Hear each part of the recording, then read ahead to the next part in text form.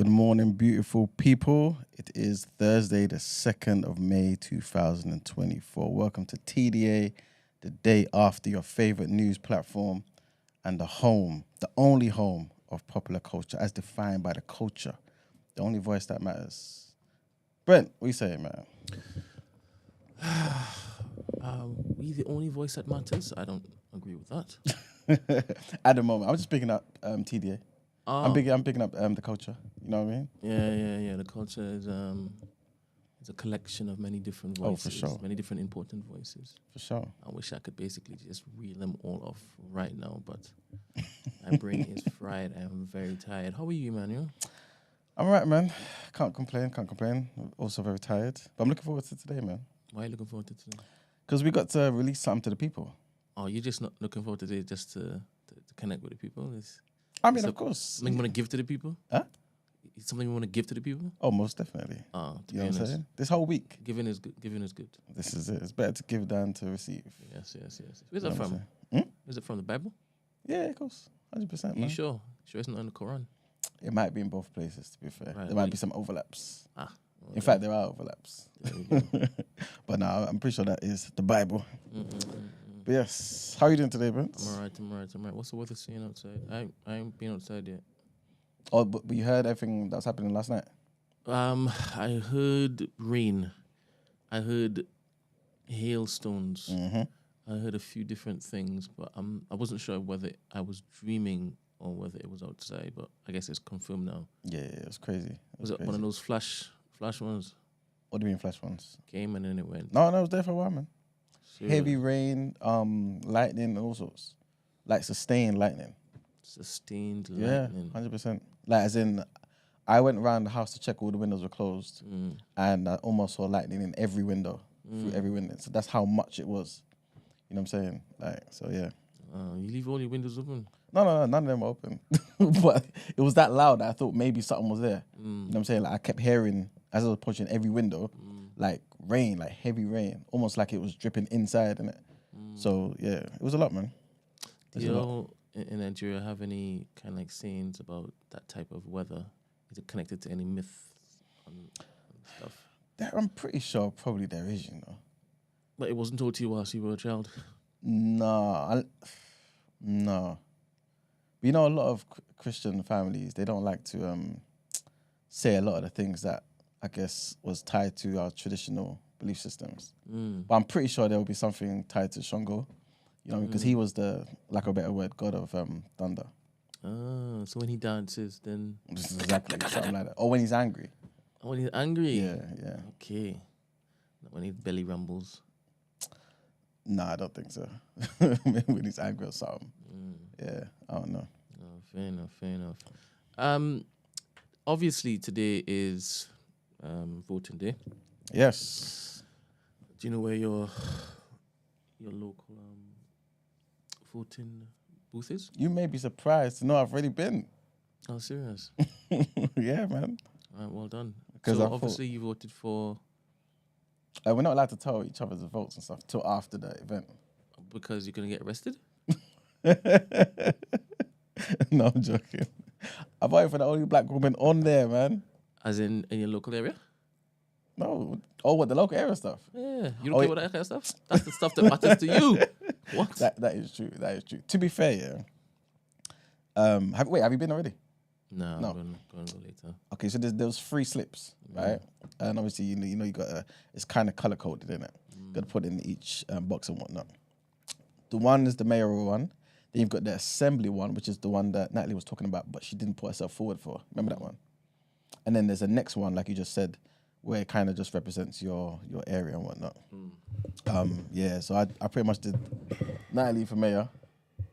And well, did you pause before you did it, or was it just a smooth, fluid motion? I'll be honest with you, that was the main reason for me going. So if I never heard from her. That was not the main reason for Emmanuel going to vote. No, you know what I'm trying to say. Yes, entertainment, guys. But yes, the other ones. All right, let me go back a step. So Natalie's one, no, I didn't thingy. I pretty much looked for that one, looked for her name, did my thing, cool. The other two, I now had to think about what I wanted to do now. And I feel ashamed, I'll be honest with you. I feel ashamed. But I'm going to confess it because I know a lot of people won't confess it. But I feel ashamed. I voted for Labour, man. I feel ashamed. Why do I feel ashamed? Because I don't even know what they're doing. So why did you vote for Labour? Because I was there. I didn't want to do the others. I didn't want to do one and not do the other two. So is this It's a goddamn shame. Is this an indictment on every single week that you have sat on that chair? The chair is yours at this point in time, right? No matter who sits on it for any other podcast, that chair is yours. And you've been banging on about the importance of voting, the importance of knowing who you're voting for, what they're saying. And you just opened your mouth and said that? It's a damn shame, Brent. This is crazy. I'm upset at myself as well. I feel embarrassed for you. But, you know, I just thought to myself, you know what? I'll be honest with you. My borough isn't Labour, right? So it used to be Labour. No, did it ever used to be Labour? Since I've been there, it never been Labour, right? And I thought, you know what? It's unlikely that Labour will win.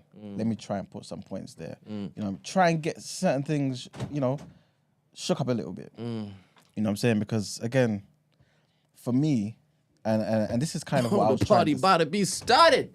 Man's for the win. My boy. I was so happy when I saw that result. You spot Babs, right? Cool. It was 30 points. That's a whitewash. Blow them out. Crazy. Did you watch it? Some of it. Oh, you couldn't. It's tough, man. It's too hard, man. Anyway, I'm going to wait till the sports part because I'm going to talk about Ryan Garcia too. Because that was a bombshell. Crazy. I haven't seen it. Oh, you don't know?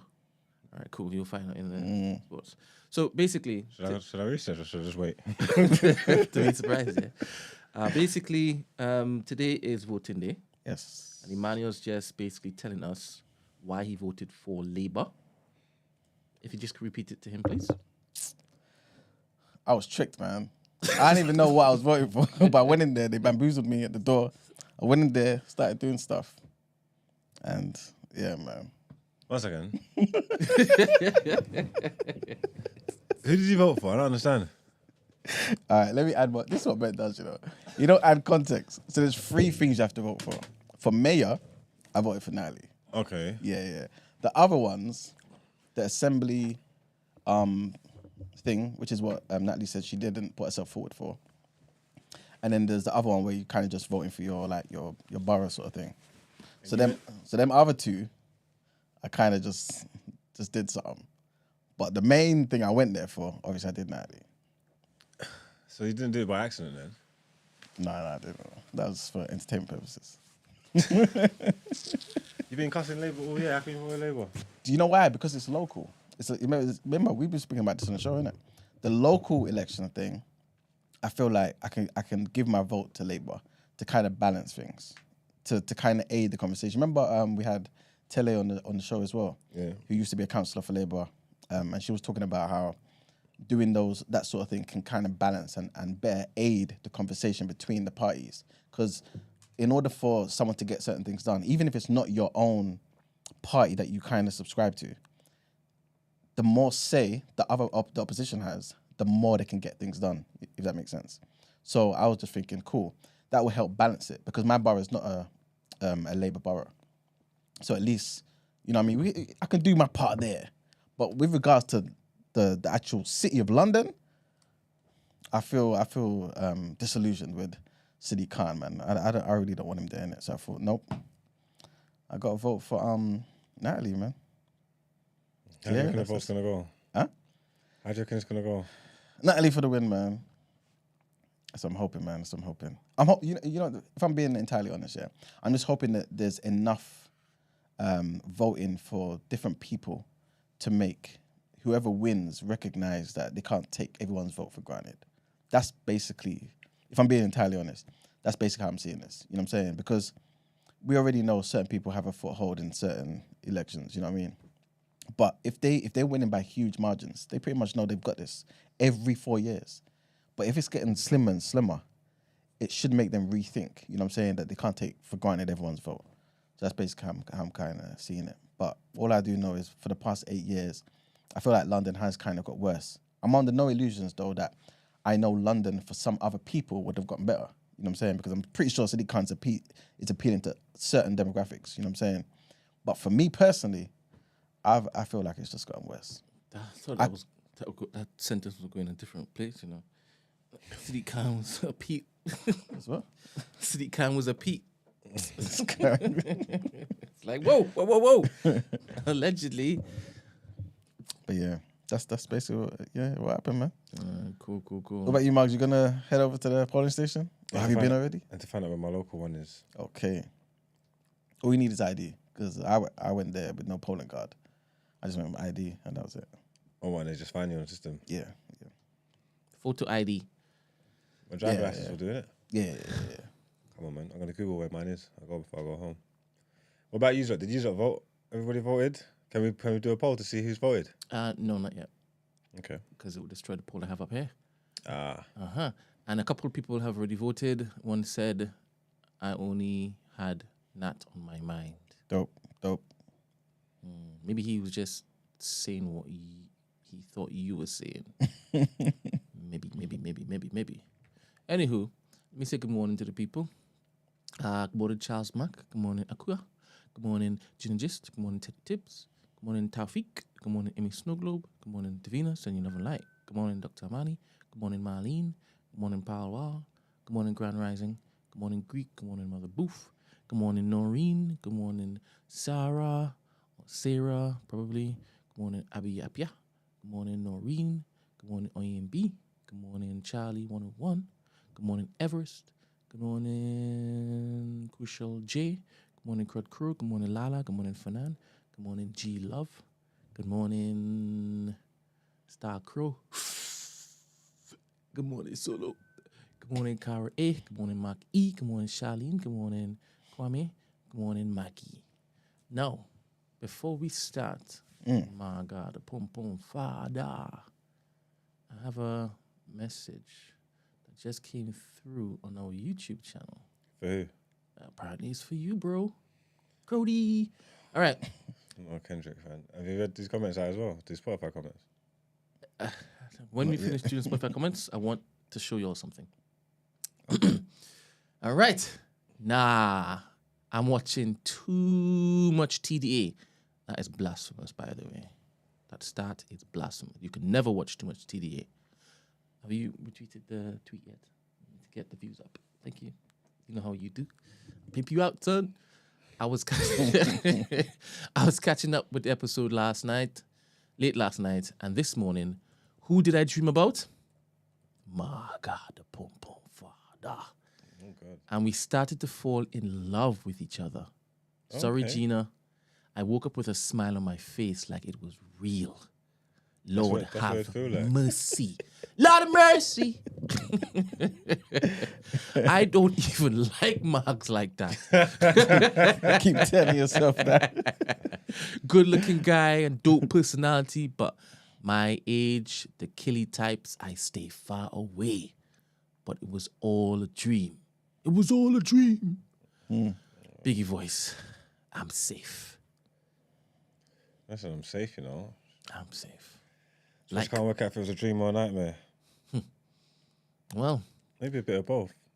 Black Ivy. And keep dreaming of me, Black Ivy, man. Because, you know, all your dreams can come true. All right, what we got for Spotify? From Zero Remorse, we've got, he left a comment that says, listening to music isn't meant to be a chore. Kendrick's diss and music after Good Kid, Mad City has been exactly that. Just a roller coaster of sonic nonsense. I shouldn't need numerology to decipher lyrics. And King Charles _12 says E-Man rates J. Cole, but he's just disappointed that he is not participating. Is that fair? This is very accurate, man. Because obviously, as we all know, we all love hip hop, innit? We all love rap. And I guess I fall into that whole Rakim, Nas, J. Cole line, innit? And J. Cole is not doing what those other two giants did. You know what I'm saying? None of them backed out of beefs. None of them was talking about mental health, no disrespect. You know what I'm saying? None of them was... So dumb. No, but you know what I'm trying to say? So dumb. I just mean... You're such a caveman. Wow. You don't know what I mean, man. Bloody I'm hell. just adding a bit of entertainment to it. But you know what I'm saying? Like, this is why I can't help but keep thinking, I'm glad J. Cole did this, man, because we only need the greats to participate in this type of war. And at the end of the day, the greats have stepped forward, man, and that's Drake and that's Kendrick. Regardless of what happens, that's 1 and 2. That's 1 and 2. We know now, you know, and I'm disappointed that J. Cole let down Nas again. But everybody else this time. That's what I think, anyway. Oh, man. All right, cool. I'm going to play something for you fellas. We'll continue this conversation. We started yesterday. Grody. All right. You might have missed in Kendrick Lamar's Euphoria. The song's title likely nods to the HBO series of the same name, which credits Drake as an executive producer and is a show that sexualizes high schoolers, alluding to the rumors about Drake grooming underage women, which Drake himself tried to get in front of on his tailor-made diss track. This might be why Kendrick dropped the song on April 30th, aka National Child's Day. The song then opens with some reversed audio, which when played backwards reveals this. Everything they say about me is true. This is sampled from the movie The Wiz, a black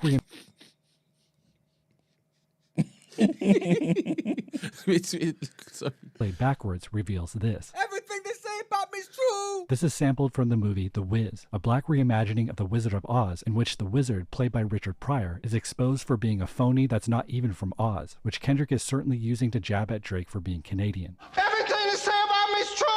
I'm a phony.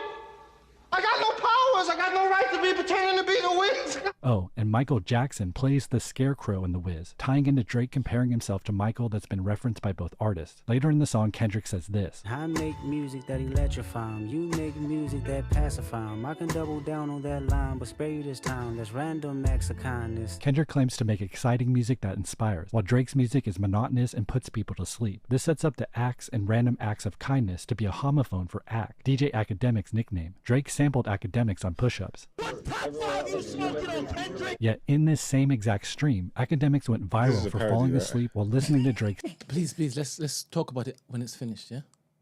Okay. falling asleep while listening to Drake's CLB for the first time. It literally pacified him. Pacify, as in pacifier, also continues the subtle allusion to underage women, which Kendrick warns he can elaborate on, but won't just yet because he's being kind. Somebody had told me that you got a ring. On God, I'm ready to double the wage. I'd rather do that than let a Canadian nigga make Pac turn in his grave. The ring here refers to Drake recently purchasing one of Tupac's actual rings for $1 million.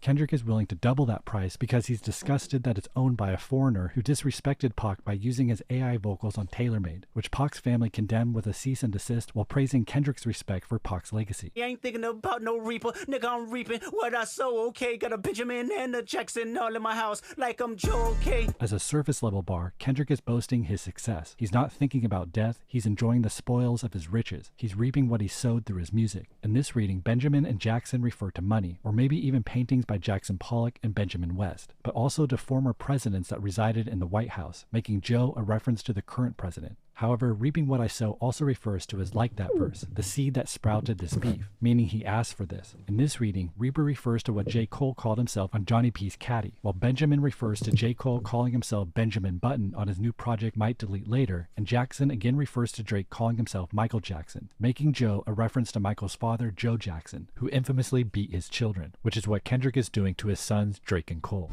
There's 3 ghosts left, and I see 2 of them kissing and hugging on stage. I love them to death, and in 8 bars I'll explain that phrase. Kendrick again attacks Cole and Drake for teaming up on first-person shooter and a joint tour. I love him to death is odd since it would appear to be praise, but Kendrick says he'll clarify what he means in 8 lines, and here's what he says exactly 8 bars later. I pray they my real friends, if not, I'm YNW Melly. YNW Melly went to trial for allegedly unaliving 2 rappers, which is exactly what Kendrick aims to do with Cole and Drake musically, revealing what he actually meant by love him to death.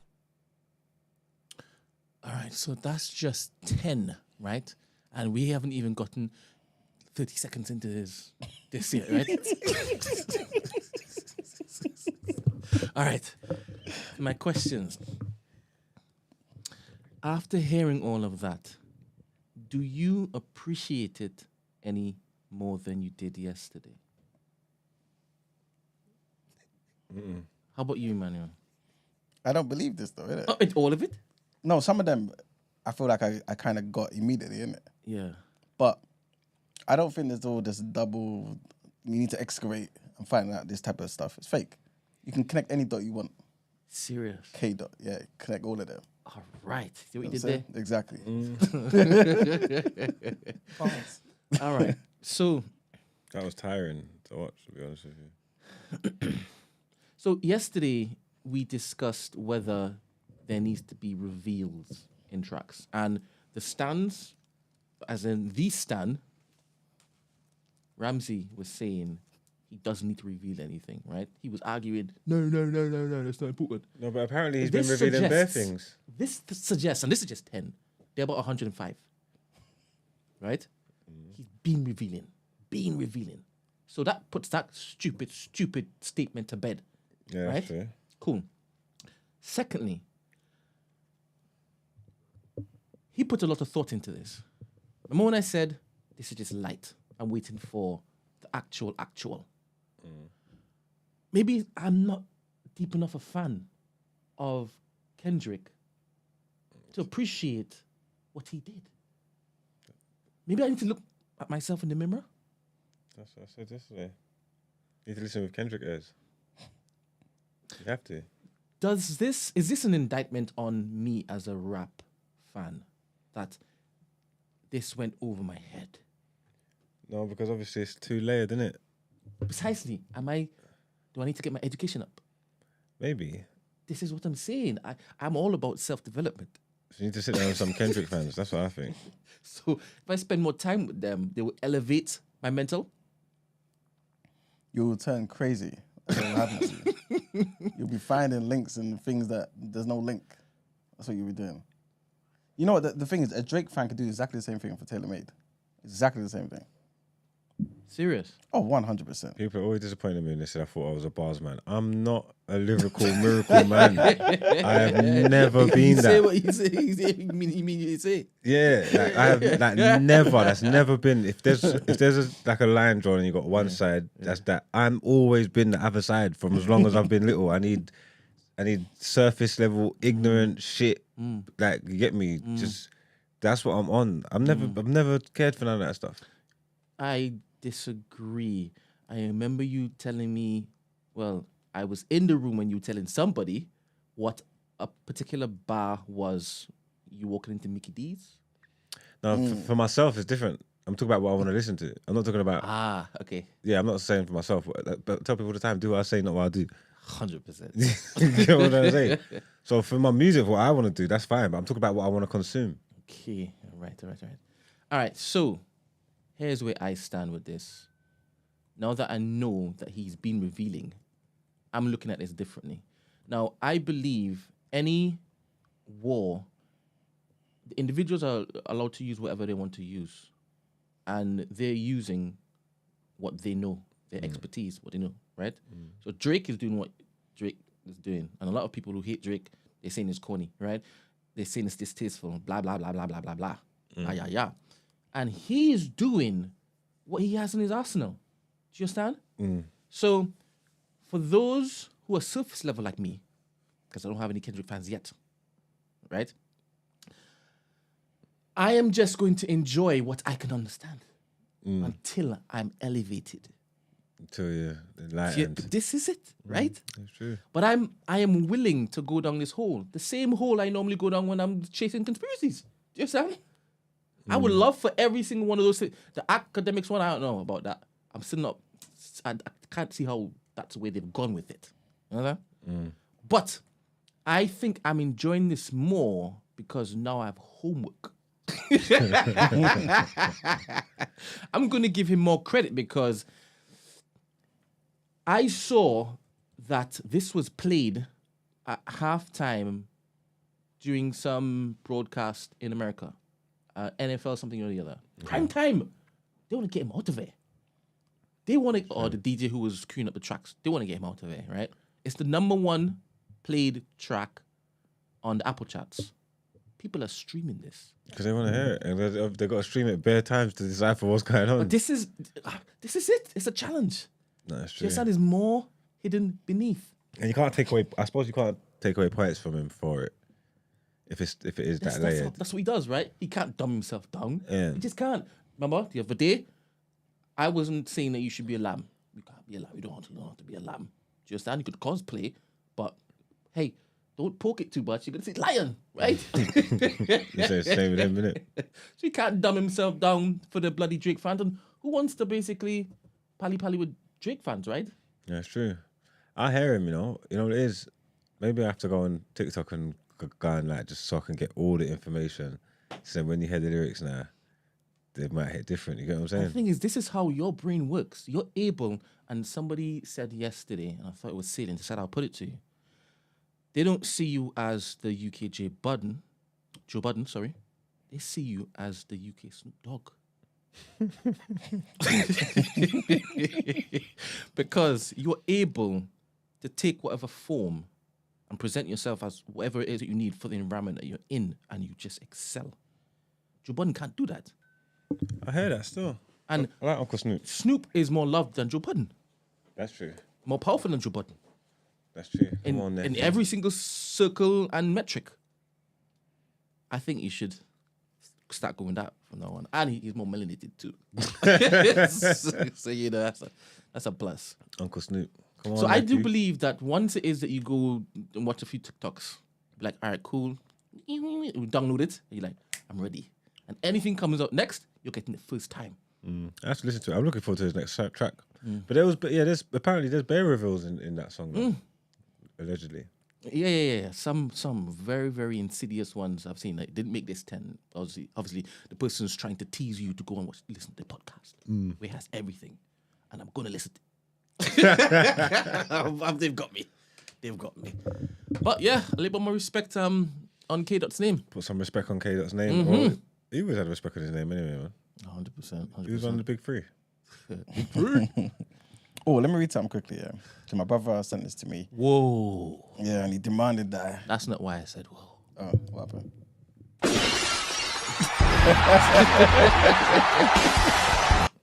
Kitted out and everything, love. You right? All right. So, Emmanuel. Yeah.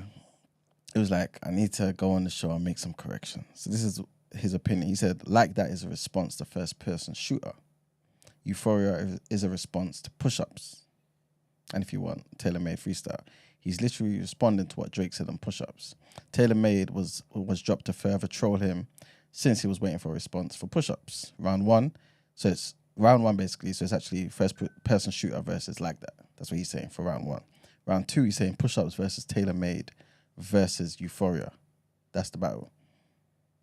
That's how he's seeing it. So remember, also like that is a response to first-person shooter. It's not push-ups versus like that and Euphoria versus tailor-made.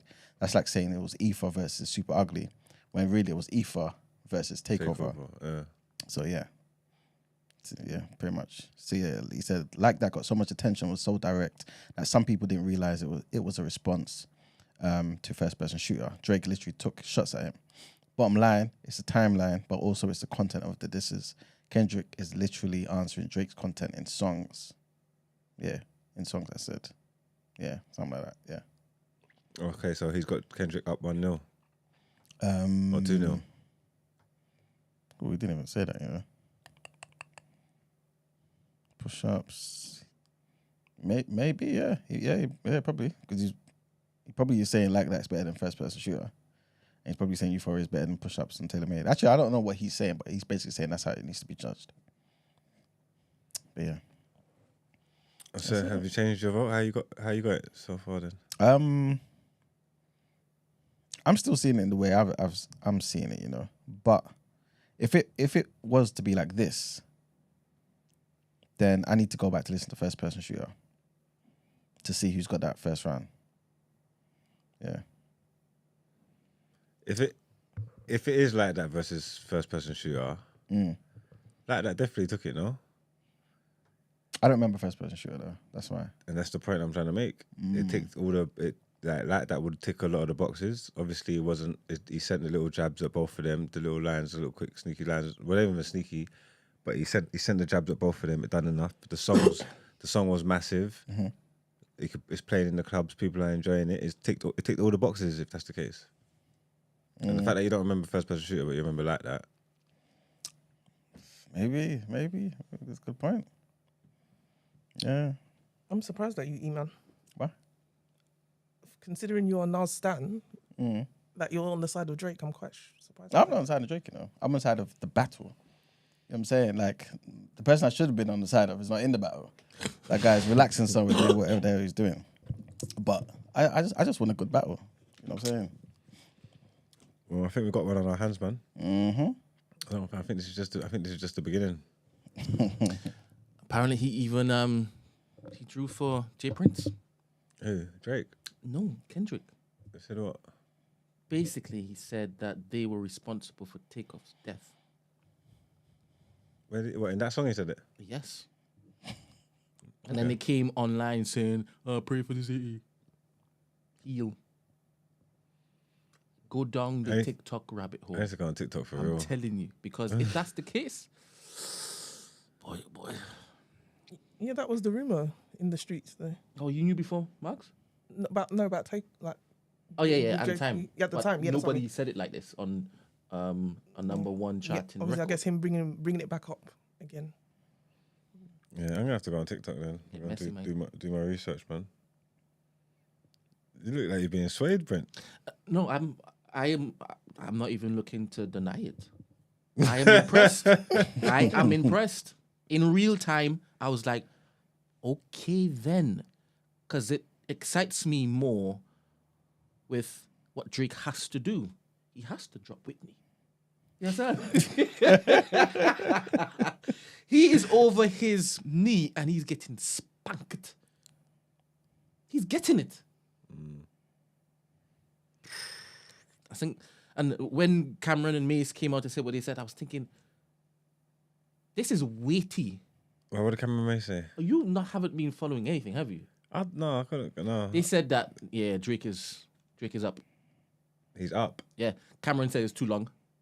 And then Mace was like, we heard all of that already.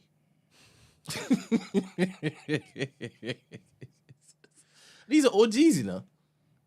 Yeah, I don't know. I had to come offline, man, because everybody's just writing think pieces about and all this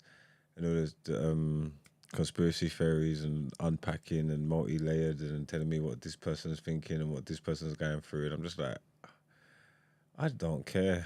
I just want to hear like rhythms and that. Like, I don't care. So Just want to hear rhythm. I just want to hear rhythms. Like, I don't give No a discourse.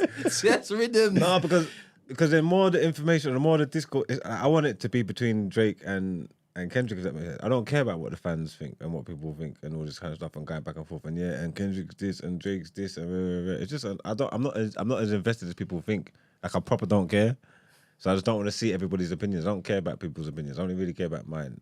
You know what I'm trying to say? I hear that, but you've been that way for the longest while. Yeah, but you haven't been as vocally disturbed about it. Yeah, but no, because I can't even enjoy it because I can't even go on Twitter because everybody's doing just talking shit about Kendrick and Drake, like, and I just don't give a shit, like. You get what I'm saying? That's why I ain't seen none of it. I'm gonna have to go and look. Wow. Yeah, It's I don't. really I don't affecting you. It's not affecting me like that. But I'm just saying I don't care, innit? Like I'm not really bothered. But I feel It's like funny when Ramsey was screaming on the phone to me. So I'm thinking, it was the I'm same not way here, when man. all the other battles took place against Drake, though. As in conversation around it? Yeah. Yeah, but he was fine with that. not Yeah, really. With the Meek and the thing, he was fine with that. He's probably involved in the Not really. think pieces. I don't get involved in it. Like yesterday on this is Kendrick one, even like I've done a couple of tweets about it and I was going back and forth with them in the group. Like this is probably the most I've ever interacted on stuff like that. Like, I don't care about all that trivial kind of stuff. I don't care about all that kind of stuff. It doesn't move me. I have a thing with people who keep saying they don't care about stuff. Yeah, but I'm saying the ins and outs of it don't move me. It's All the the time. music. Like, to seem cool. Like, they're so disinterested, so removed from all the happy people talking about things that make them happy. I don't care about it, but here's my opinion. Yeah, but I didn't. That's like I said. The first time, the most I've ever interacted on that kind of stuff, in my You care. opinion, is I know you this care. one. I know you care. I care that You care. I care that if you play the sample in the beginning of the song and play it backwards, is Richard Pryor from the fucking Wiz. This is what you think I care about. Yeah? That's what I'm trying to say. This is what I mean. Brody, you said you wanted to go down a TikTok rabbit hole. I do It that. was just 2 minutes ago. No, I do because I feel left out. So you care. No, I Come didn't. on, man. How come I didn't see what Cam? I don't. If you could tell me anything about this stuff, I wouldn't know it. You say instead it misses you because you force yourself not to be involved just because you're mags. You understand? No, Everybody's been happy over there. I'll go over there when I want to. I'll go see what they're doing when I want to. No, it's just too much. I just want rhythms to drop. You get me? I just want rhythms to drop. That's what it is. That's what I care about. Hopefully Drake drops a wavy rhythm for you to get. And Kendrick. I want Kendrick to drop a wavy rhythm as well. All right then. I want everyone to do. I just wanted to keep beefing. B2. I wonder how long it's going to keep going So for. irresponsible for us to say that, right? No. But he might just do like, it might just be like a 2 rounds thing. Like the next tune might just be a knockout where he's saying, look, hold that. I'm done. Like the real nuclear bomb thing. If this guy is opening up his wide mouth to say, hey, J Prince, you were responsible for Takeoff's death, come on. This is going to get nasty very quickly. Don't you think? Boy, but they call him the boogeyman. I feel like Jay High Prince Whitney's dropping. is gonna do the same thing J he Prince. did with Pusha T thing. Drake. Jay Prince. Jay Prince. As in the hush. Yeah, like because after that it didn't go anywhere. He had a word with them. And then he was like, pigs don't mess around with.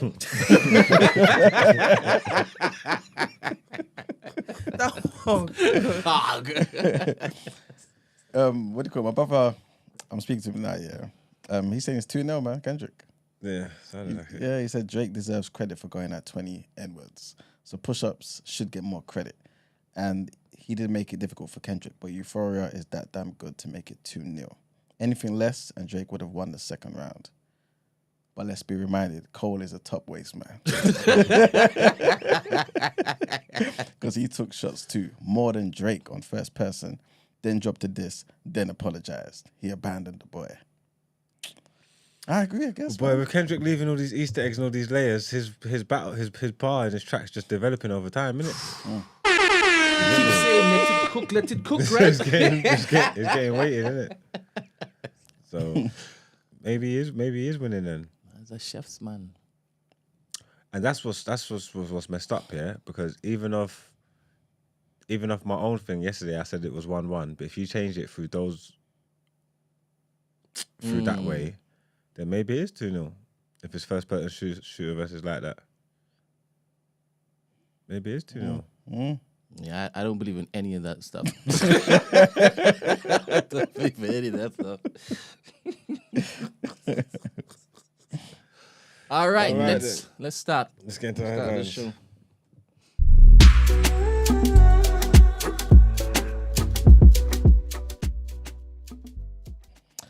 All right, people, man. First headline, big trigger warning on this one. This is just an update of what we heard yesterday and the day before. And a man has been charged with murder after a series of stabbings in Hainault on Tuesday that left a teenage boy dead. Marcus Aurelio Arduini Monzo, 36 years old, was charged with the murder of Daniel Anjorin, who was 14. He will appear at Barkingside Magistrates Court on Thursday, today. Monzo is a Spanish-Brazilian dual national and has also been charged with 2 counts of attempted murder, 2 counts of grievous bodily harm, aggravated burglary, and possession of a bladed article. The families of all those affected have been informed. The charges were authorised by the Homicide Division of the Crown Prosecution Service and followed an investigation by the Met Police. They put out a statement saying, "We remind all concerned that criminal proceedings against the defendant are active and that they have a right to a fair trial. It's extremely important that there should be no reporting, commentary, or sharing of information online which could in any way prejudice these proceedings." I cried yesterday. I cried yesterday because Sad, isn't it? that Did they hide the boy's identity? At first. Yeah. that's just your Horrible. son just going like to that, school, you know? minding his 14-year-old business, going to school, and as a parent, you're sending them on their way like it's a normal day, and to have to get a phone call to get that kind of news. Sad, man. And for people who actually have sons who you're seeing them in that, Yeah, I could imagine that how picture. that hits you. As soon as they put that picture, I lost it. Yeah. Because, and I already have anxiety Mm. because my son is approaching that age, so I already have anxiety already because. Horrible. Man, our prayers are with the family, 100%, man. Our second headline, and a fresh wave of student demonstrations and encampments are underway at UK universities in protest over the war in Gaza after violent scenes on campuses in the US where hundreds have been arrested in a crackdown by police. Protests were due to take place in at least 6 universities on Wednesday. This included Sheffield, Bristol, Leeds and Newcastle, with others expected to follow suit as well, in a show of solidarity with Palestinians. Students are also calling for the individual universities to divest from firms that supply arms to Israel, and in some cases, several links with universities in Israel. While the focus of the protest movement in the UK in recent months has been on mass marches in London and other cities, students occupied university buildings and held demonstrations which have been on smaller scale and have attracted less attention. So they've been doing their part as well. And our last headline, a plan by Ireland to send police officers to the border to stop migrants entering the country sparked a furious row between Rishi Sunak and the Irish Prime Minister yesterday. The Irish government has announced that 100 police officers are to be redeployed to frontline immigration enforcement duties in border areas after ministers claimed that up to 90% of asylum seekers arriving in Dublin had come from the UK via Northern Ireland. 90%. The proposals prompted Mr. Sunak to warn Simon Harris, who's the Irish Prime Minister, that he must not create checkpoints or introduce a hard border between Northern Ireland and the Republic. He said that the UK had made commitments to avoid a hard border as part of the Good Friday Agreement, the Common Travel Area and the Brexit Withdrawal Agreement, and the Irish government must uphold its promises. We can't have cherry picking of important international agreements, and so the Secretary of State is seeking urgent clarification that there will be no disruption or police checkpoints at or near the border. Mr. Sunak also said that the UK has no legal obligation to accept returns of illegal migrants from Ireland. And that's it for our headlines. All right, man, let's get into what you're saying, topic of the day.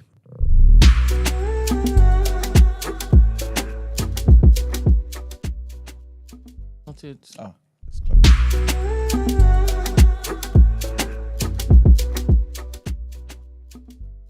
I saw Esther in the chat and then missed her, so I pressed that. big up Esther, Yes. enjoying life, Lagos life. enjoying. See, home suits us, man. Oh, yeah. Need to get back there ASAP. What's the first thing you 100%. do when it is that you touch down? Thank God that I touched down. Is it? Yeah, true indeed. For real. Jeez. And then? I didn't get me some suya. All right, then. Does suya bang differently there? 100%. Whew. What's suya? Like beef Sauce. suya.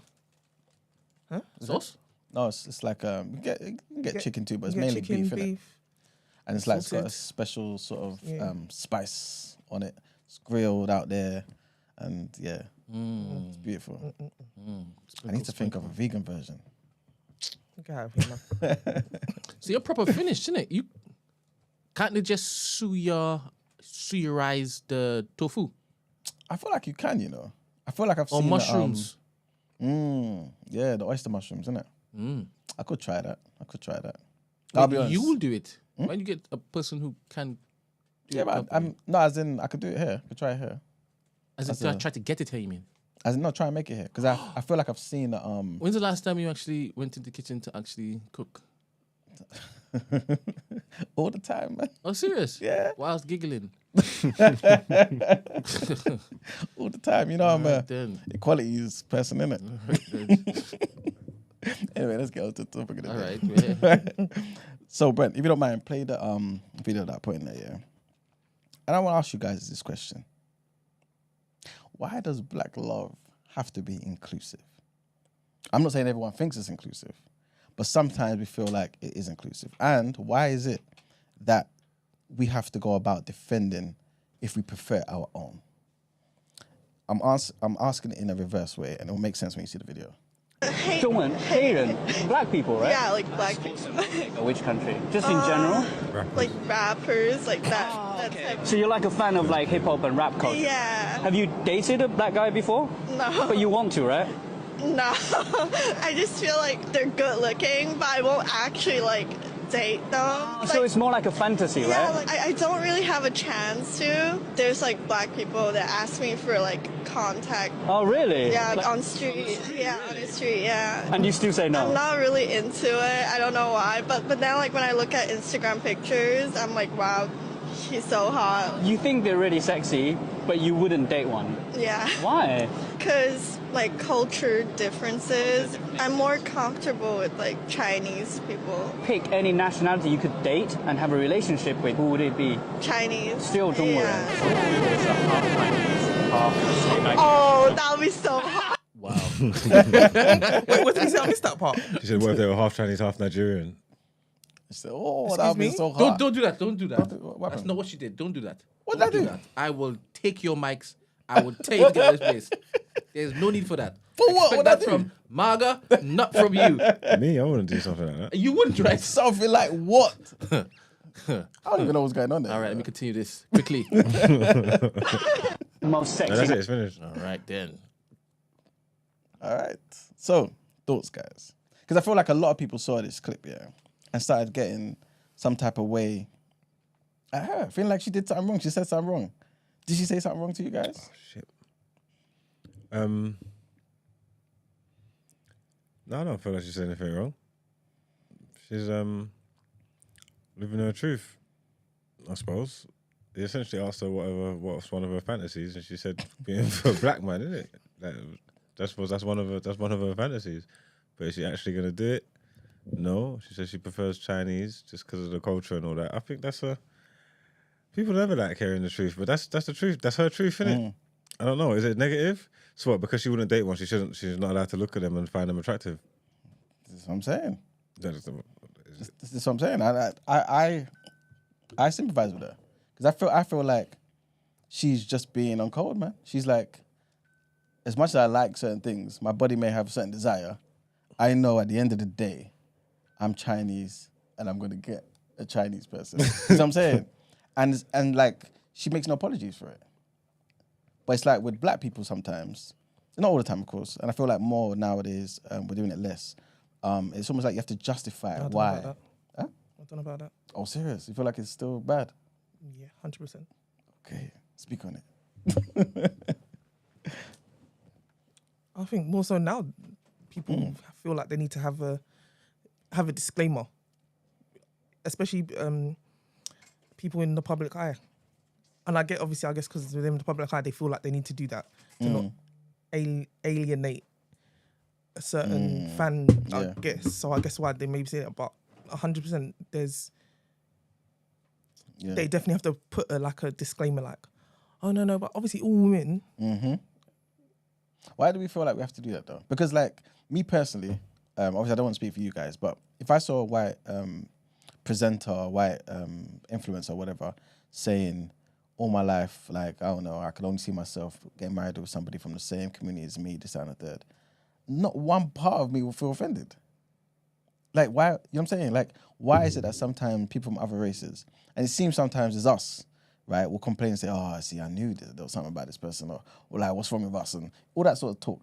Why is that a problem? But even for like a white person in this day and age, with the way everybody is and the whole wokeness and stuff like that, do you think that they would, if they was, especially if they were single, whatever, do you think that they would articulate Even that? say that, exactly. I don't know whether they'll articulate that. That's true. That's true.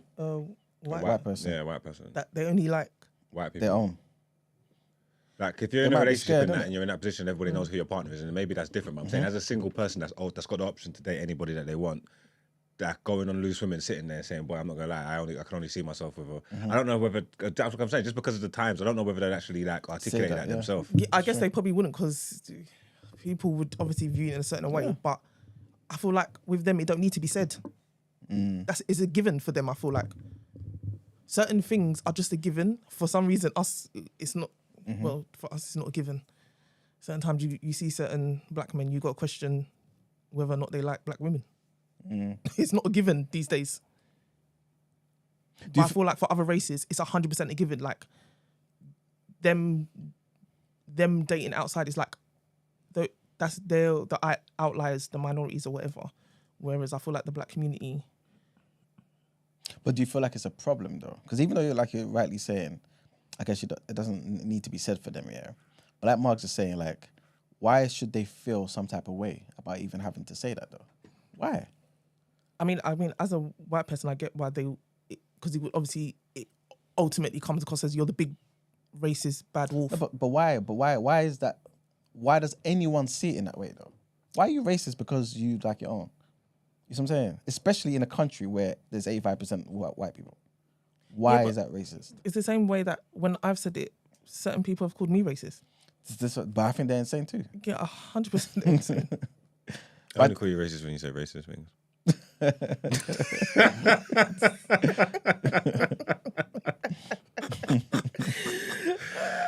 I think it's mad because I got a friend and she said that she tried to call her mum racist, white girl, and she was saying that she was trying to say her mum's racist. So I don't understand the argument with her mum because her mum was saying to her mum was upset that she only likes black guys kind of thing. And then that's interesting. But I'm saying, well, why did she say that? She goes, because, and when she broke it down, she said, because obviously she's a white blonde woman, you're a white blonde woman. She goes, my visions and dreams of when I had my granddaughter, I was going to look exactly like me or exactly like you, innit? And that's not the case now, innit? And she's not saying necessarily like it's a bad thing, but she's saying like that's what, like, you know, like if people grow up with dreaming and being married and everything, she's saying that's just what she's seen and wanted for herself her whole life, innit? If that makes sense. Yeah. And then now she has to understand the realization that it's not going to be like that. She says she don't care, but obviously it's just still, I don't know what the word is. It's hard. It's still a change for me that I'm going to have to get used to now. That's not my future, innit? Yeah. And I'm saying, well, if that's how she really feels, I wouldn't say she's like racist. Like she should, like that was her dream since she was a little kid. I don't understand. So now she's racist because ain't she allowed to want that for herself? If that makes sense.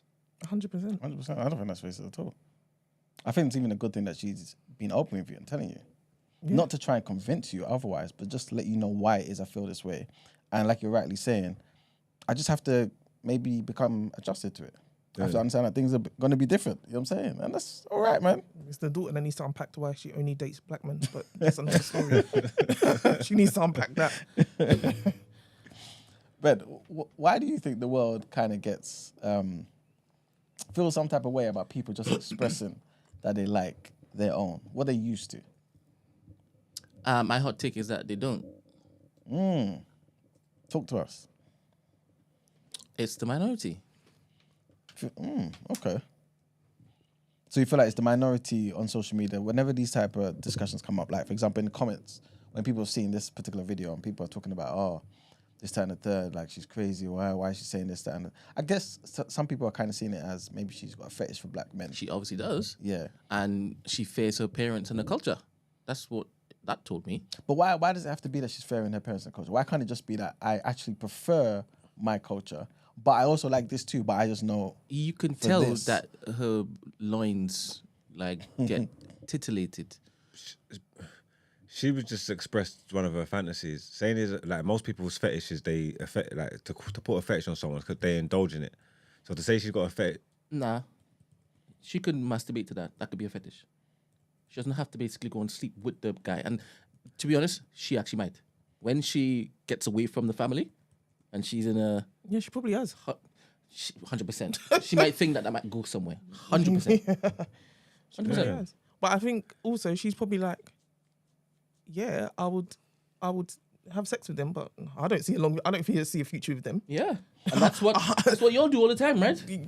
But she just said she wouldn't. She said she wouldn't. You get me? No, what she just said. Y'all do that all the time. Yeah, that's never here nor there.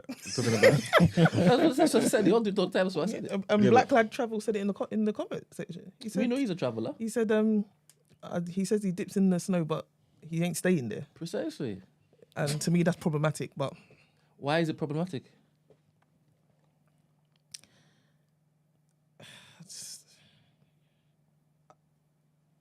I don't know. Speak your mind, sis. Yeah, I'm a broken record at this point. So, would you rather that man does that with black women?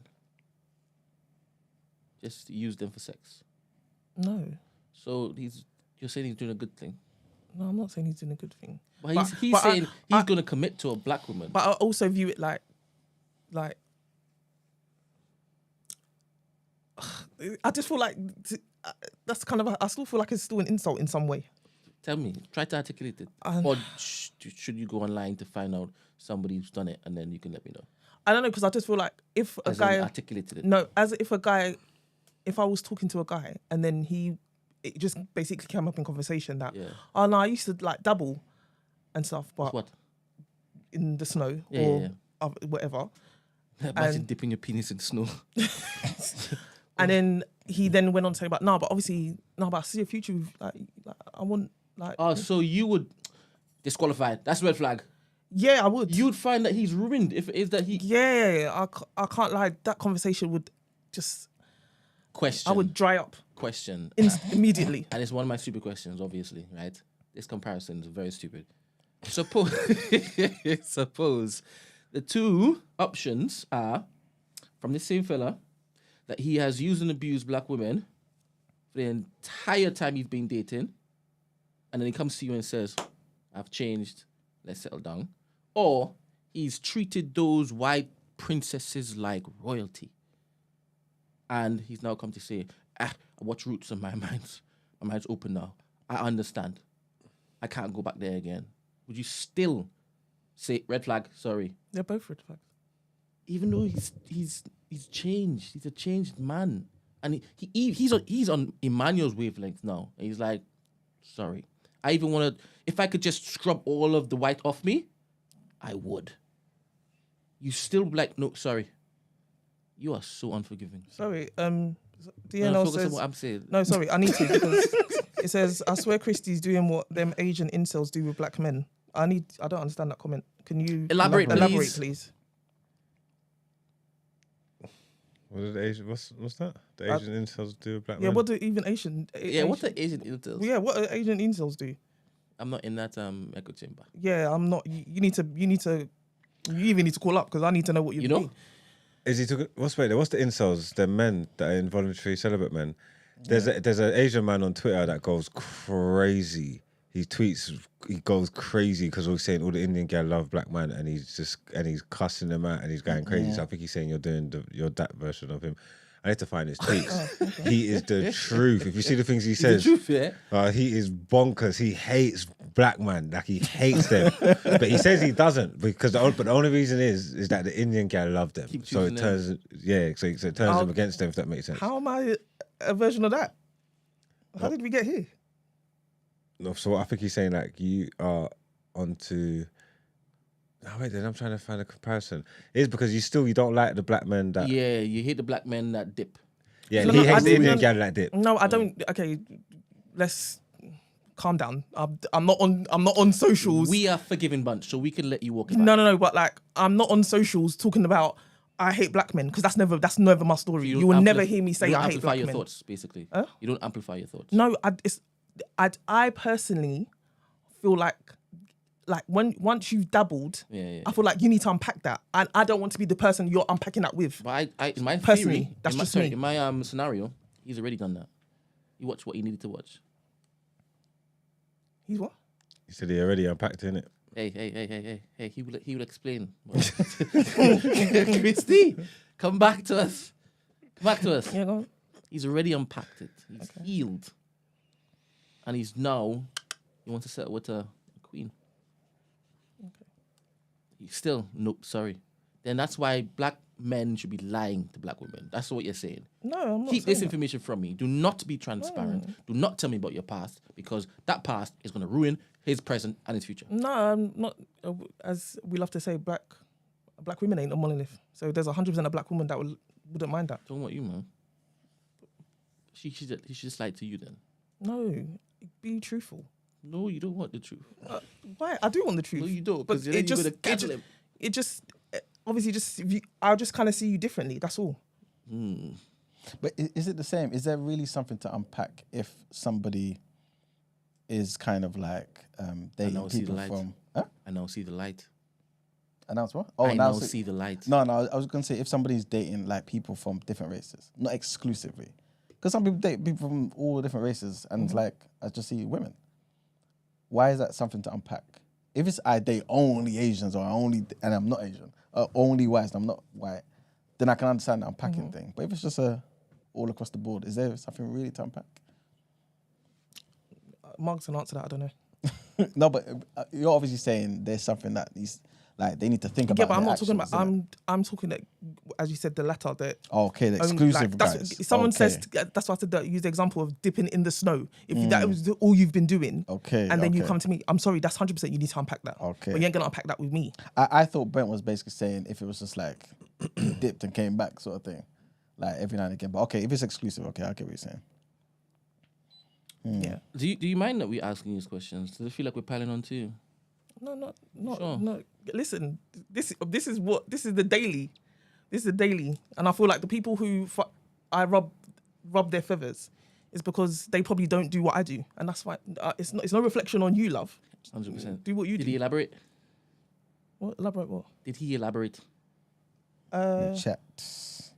He says when them Asian Bradford dons find out that one of the Asian girls has slept with black men, they call them whores. Okay. Is he all right? No, is this person okay in the head? Where have I ever said this or even made mention of this? No, it's just that you're saying if you're talking to a black man, if you find out he's been with another race, he's finished you. It's a similar Yeah, thing, you isn't still it? calling him a whore. Yeah. It's a similar mindset, isn't it? It's not a similar mindset. First, again, I don't disparage black men. That's not my story. No matter how, I don't do that. Generally, I'm for the bigger picture. So you're not for change behavior, change mindsets. You're not for change behavior or change mindsets. I just like what I like. No, I hear you. So I hear you. What do you guys think about the argument that maybe it's a good thing, and it's always been the case in history, that people from different races who've moved into a different nation, for example, and you start mixing with their people and stuff, that's the best way to heal social divisions. Because we can campaign all we want, right, for change to laws, to change to this and change to that, right? But isn't it different if you've got that person in your family? You have children with them. You know what I'm saying? Like, there's a real mix. You know what I'm saying? Because it's less that I'm changing law for you. It's more I'm changing law for us. I mean, there's probably situations where that works. You get me? But it's like you're romanticizing it a bit. Because that can happen, and generations and races can be mixed, and people embrace each other's cultures and learn, and obviously generations be going forward. But there's also examples, especially in this country, where people do it and it ruins families. That's that. You know what I'm saying? It ruins families, it splits families apart, people lose their whole infrastructure, people get kicked out and whatnot. So it's like, it just depends on what side of the fence you're on. Really and truly. You can't say, like, it can't definitely be a good thing in all scenarios. Because what about people who's been disowned and casted off into the world by themselves because they wanted to love a black man? Isn't that maybe just the birthing pains? You know what I mean? Like, it's just what happens in the beginning. But with time, you know what I'm saying? Because, you know what I mean? Like, back in the day, it was definitely horrible, like a horrible experience for black and white people, especially in America, during civil rights and prior to that, to get together. But today, that's not necessarily, it may be the case in certain places, but it's not, like, your life is not threatened. I think they still go through it. And speaking to American people that come over here, they see way more examples of it over here than they do over there. Saying, like, if you would, because I don't think, especially in London, I don't think you can go outside in public or walk down the street, spend a day and not see an example of interracial relationship. Yeah, that's true. Like, I feel like it's impossible. Like, I don't know how you could do it. Whereas certain places over there, they don't really see it. People still stay between themselves for the most part. Is that because maybe back there, like, maybe you can go to a town and it just be black people? So you wouldn't necessarily see the odd white person there or the odd black person in a white town? No, but I think in the metropolitan cities, you see it all the time. All the mixes, isn't it? All the mixes. So, I think. As we've been talking for a few minutes, Yeah. well now, right? I'm looking at the poll, and it is 60% in favor of go where you are loved. Wow. So all we're talking, it's not reflected in these In the thing, yeah. these polls. We're progressive people, man. And this is and this is what I said at the start. This is what I said at the start when you said, "Oh, it's." I'm sorry, that's not the case now. Why is that change has to start somewhere? We like to free up the borders. If you met someone you liked, yeah, you never had no information about him, you thought this man was perfect, and then you wanted to dash him away just because you found out a few years ago he slept with someone that wasn't black. What's that word that is tied up in that? Because what does it say about? It doesn't say nothing about the person. No, I'm not saying if they just it was a one. I'm not You explained that already. You said if it was solely. I didn't say no. So what if they? But I'm trying to say, yeah, for real, actually, though, I hear you. Makes sense. No. If they was in a fetish place and then they got saved. Yeah, that is, as I said, if you have been dating outside your race for like that's been your thing. Yeah. Not just even dipping in the snow, just if that's been your thing, more time than you've been with a black woman. Don't come to me. Go to another forgiving black woman, not me. Could there ever be a legit reason though? Like, I know it may be hard to kind of think of one, but like, I don't know, maybe they just grew up in Iceland. You know what I mean? Like, you know how sometimes our people go to certain universities, like in Ukraine, you know what I mean, to do medicine or, you know what I'm saying, like do certain things, and they meet somebody over there, another black person too, but they have kids and they settle down in Ukraine. And it's kind of like the only people around them. And maybe that's who they were dating up to the age of 25 before they moved to the UK. Is that a good enough reason? Because it's, you know what I'm saying, like you kind of, there's no options. They'll probably come to the UK and find a white person though. I don't think so. I think they would. Probably. They 100% would. Because you'd be surprised. But there's loads of people who leave like those like white countries and white cities and stuff, come to the UK and feel so happy that there's so many people, more people that look like them. Oh, because they've never had the experience. Yeah. I get it. Yeah, I hear quite a lot, you know. How about you, Manuel? What I mean? Would you judge somebody if they had dated white guys before you? I would think, okay, like what, you know, went into that or whatever, but I wouldn't judge them completely and write them off. No, if it was exclusive, then I think I would. Ooh. Yeah, I think I would, because I feel like maybe the exclusive thing, especially if you're from London, there's choices being made there. You know what I'm saying? Where it's like, I'm only going for this for a particular reason. What is that reason? You know what I'm saying? Why? If it's exclusive, only white people, only Asian people, you know what I'm saying? Everything but yours. I would be like, what's going on there? You know what I mean? Can I just ask, like, because obviously there's the argument to be made that when you've grown up in a maybe predominantly, you're the one of few black people in a certain area and stuff. Obviously, that's what you gravitate towards. But I've seen, like, I've visited certain cities and stuff where there's been minorities, even the Chinese and stuff, and they've been the minority and they found themselves. Yeah, no, you're right. You're right. That's and there's no the excuse is not, well, I grew up around and or whatever. They've found themselves. I feel like obviously, yeah, you can take that into consideration, but I can't lie. I feel like if those people can find themselves and actively do so, I don't know why we fall into that trap. Is that different for people that migrate places though? Like if you migrate somewhere, so you come from something, you can go into a place, whether you're Asian, black, whatever, you could go to a place that's predominantly white. But because you've migrated there and you've come from something, you're going to feel more at home with yourself anyway.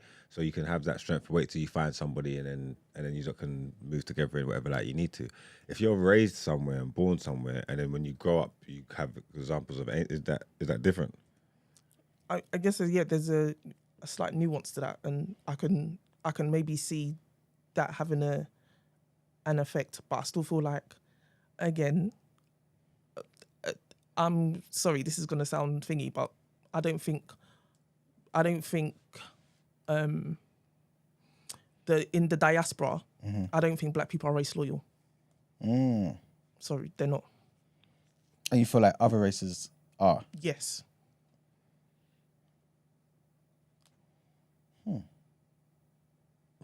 You agree? Interesting. I'm thinking about it.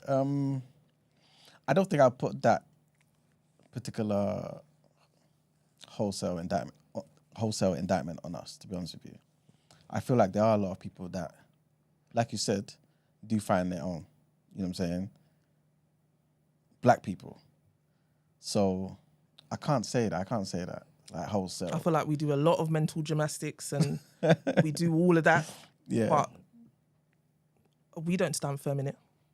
And hence, because we don't stand firm in that area, some may disagree, a lot maybe disagree with me, but because we don't stand firm in that area is why we're shaky in other areas personally. I understand what you're saying about that link. But I guess the only thing I'll disagree with is the fact that I feel like when we are out there in the diaspora, we're not loyal like that. I feel like people are. Don't get me wrong, not all of us, but I do feel like there are a lot of black people who go to those countries, like in that same example I gave you about going to study in Ukraine or something. I feel like people go there. Granted, there are some black people who then marry and have kids with Ukrainians, but there are black people who say, I'm a Nigerian or I'm a Ghanaian, and I'm finding a Nigerian or a Ghanaian. You know what I'm saying? So I can't say wholesale, we go out there when they're disloyal. Nah. It's Stockholm syndrome, though, isn't it? So maybe it's not their fault. They fell in love with their captors. But would they have fell in love with their captors if they wasn't in that country? You know what I mean? You're talking about basically black people going to another, like a white country. Well, black people being here. That's what I'm talking about. Okay, I get you. Okay. But not that. But the majority of us don't do that, though. Don't do what? Don't like go out, like marry and settle down with outside of our race. The majority definitely don't. That's definitely a minority in every single race. Has to be. A minority in every single race? I think so. Am I saying something crazy? Are you of the mindset that you think it's the majority of, like, let's just say black men anyway? Yeah, even though we're in the minority here, the majority. What don't you think? I'm asking. Yeah, that's I what feel I'm like saying. the majority of black men date out their race. If we're collating the data, I feel like I saw that on a thing where they said black Caribbean men, specifically, have a, like, in terms of the statistics, the percentage is higher. I can't believe that, you know. I can't believe that. I would need to we have to get stats on that. You all have never cared about stats before. We've always cared about stats, right? Let me see if Gemini can answer this. Maggie says, I get being the minority, but if you can find friends from your culture, why can't you find a partner? I see black men with mainly black friend groups, but don't date black women. Interesting. I don't think it's a majority. I don't see that though. I think it's a minority. It has to be. Because I feel like we would feel that. Well, even but then if you say minority, the numbers might be closer than you think, though. Because when you say minority, what are you talking about? It's a high percentage of black men that date out their race, isn't it?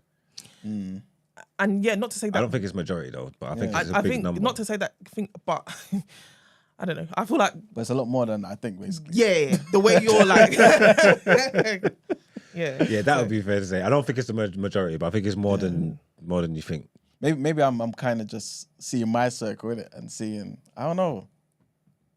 There isn't recent data specific to the number of black men in the UK dating outside their race. However, some resources can help us understand dating trends. The Office for National Statistics offers a report on inter-ethnic relationships in England and Wales based on the 2011 census. This report highlights that people from minority ethnic groups, including other black, 62%, are more likely to be in inter-ethnic relationships compared to white British. I need more forensic Where'd you get that from, Brent? data. Is that what Ed just put in? Let's see where Gemini has gotten this. Because Ed just posted something in the Discord. Ed. Yeah, he said, I'll read it out while you're looking for that. Thanks. He said, here's the breakdown of race. It's correct that black Caribbean mix is more common. It's correct that black Caribbean mix is more common. So that particular article that he's put in there, main facts and figures, according to the 2021 census, The total population of England and Wales was 59.6 million. Okay, where is it?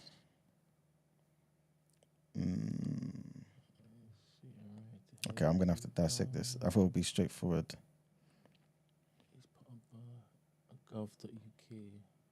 Well, there's not just some raw numbers there. No, I think he's basically showing us the population, but then showing how many mixed people are in there. So basically, if you're looking at the mixed couples or mixed population, mixed white with black Caribbean, 0.9%. That's the highest.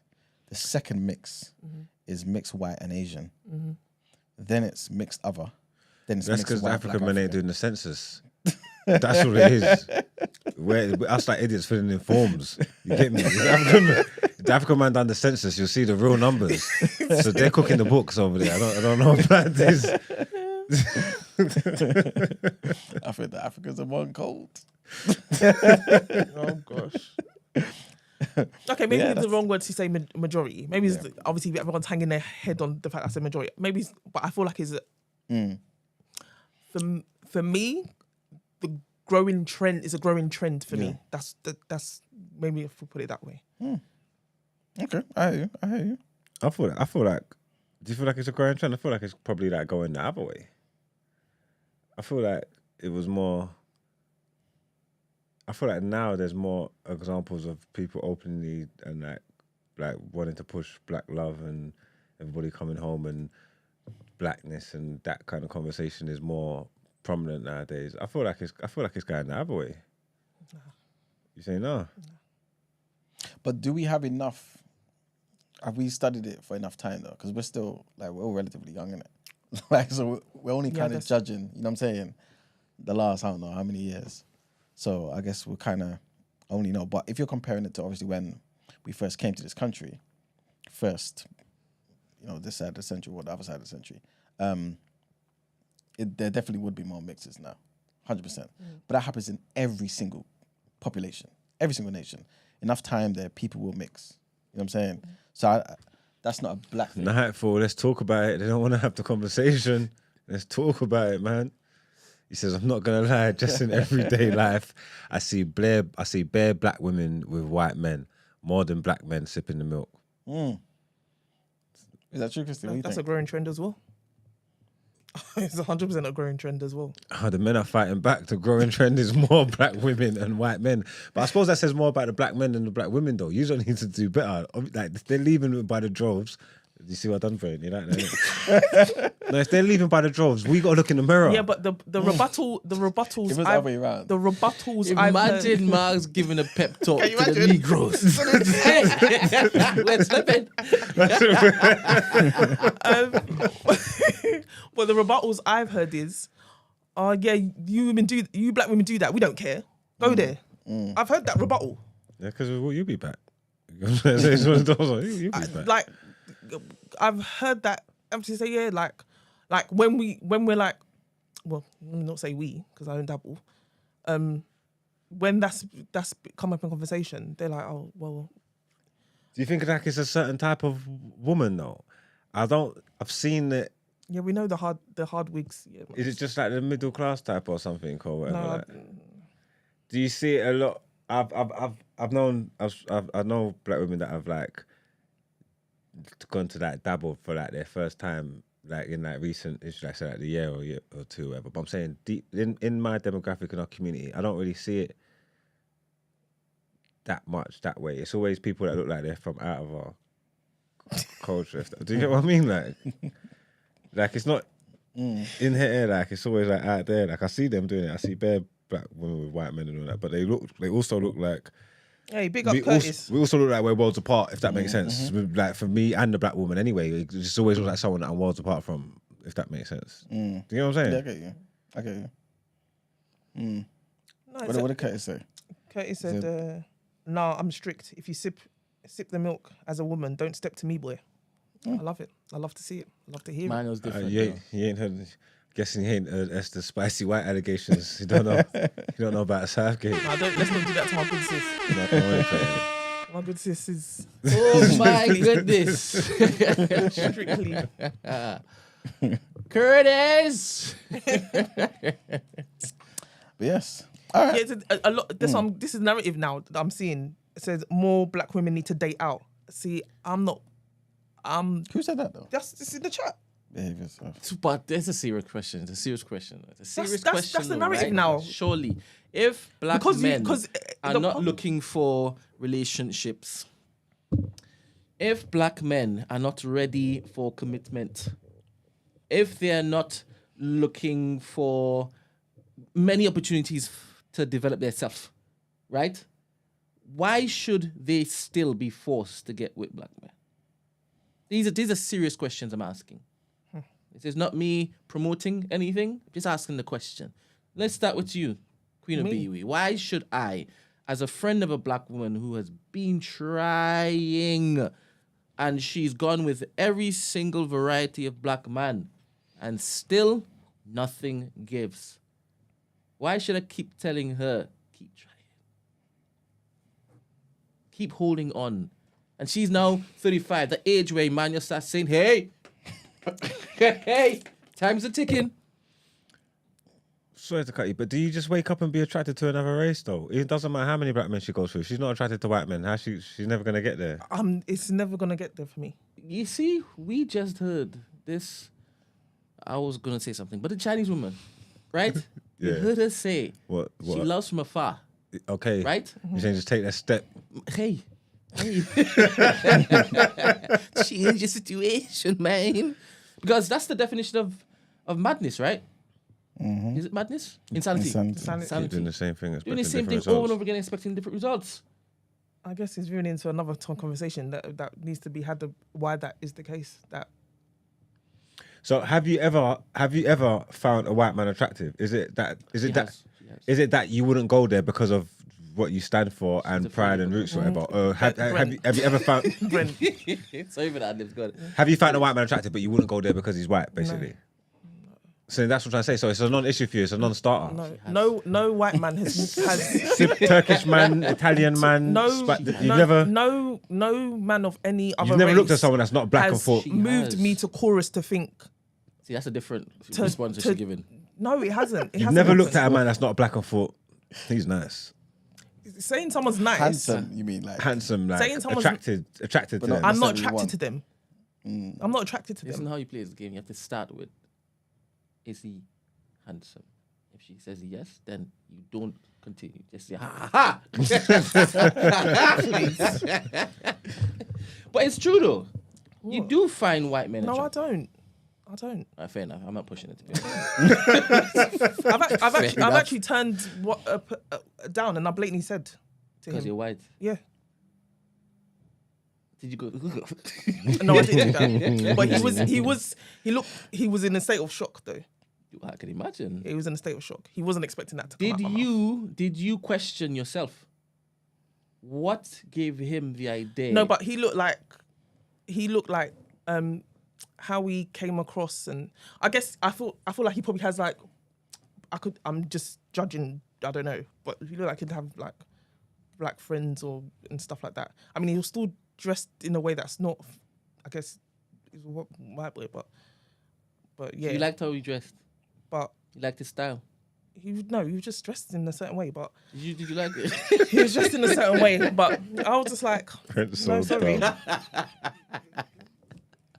I don't mind basically saying different races look good. I can tell when somebody's pretty. Yeah, of course. Yeah, but that's a you wouldn't date out your race either, would you? So you can tell when a man's pretty cute? No, but there's pretty in every race. Can you tell when a white man is pretty? Yeah. Okay, so why would it? Right? I'm not. So what's the reason you don't pick your partners just on prettiness? Cause for me, it's a choice. Okay. I want to have black children if I have children. Okay. It's a choice. Exactly. I choose willfully. Exactly. Yes, I can. I'm disciplined. I can actually say no to my glad you thirst said that. and my hunger and my ravenous. I'm glad you said it. No, I'm glad you said it. Obviously, I'm not judging you because you don't live by my principles. Just that you love everybody. I indulge. 100%. I like that you said discipline. I like that. I hear that, but sometimes when I say that, it could come across like he's not disciplined. No. I know, but I like that because I thought certain things it takes active discipline. 100%. Like thing, and again, that's not even to say that I'm just choosing the black men default. No, they to me are top tier. They just are. Like to you, you're choosing the best of the best. Yeah. I'm not like to me. Who's that one rung down? Which race? It's one rung down. After the black man. If you said they're top tier, that means that there's the levels. So who's the one rung down? No, there's for you. No, you can't say stuff like that. That's why I'm BOE. So there's no rung. There's no tears for you. They literally. Don't use that word. I've gone to the promised land, and I'm not coming back. So where were you before the promised land? I've gone to the promised land. I've were been you here. Where were you before? I've been in the promised land, but I'm just saying there's no. If I'm in the promised land already, why would I leave that? She left where she was and made a conscious decision to go to the promised land. Where were you before? Stop it. Before BOE, where were you? Stop it. Words mean things. Okay. Words mean well, things. let me rephrase. I've been in the promised land from time I entered out the womb. I've been in the promised land, right then. and I like it here. You like it here. Well, I love it here. I love that you love it here. Yeah, I love that you love it here, and I love it too. So. Amen and amen. All right, man. Yes. You've exhausted it. All right. Let's move on. Let's get into these next headlines.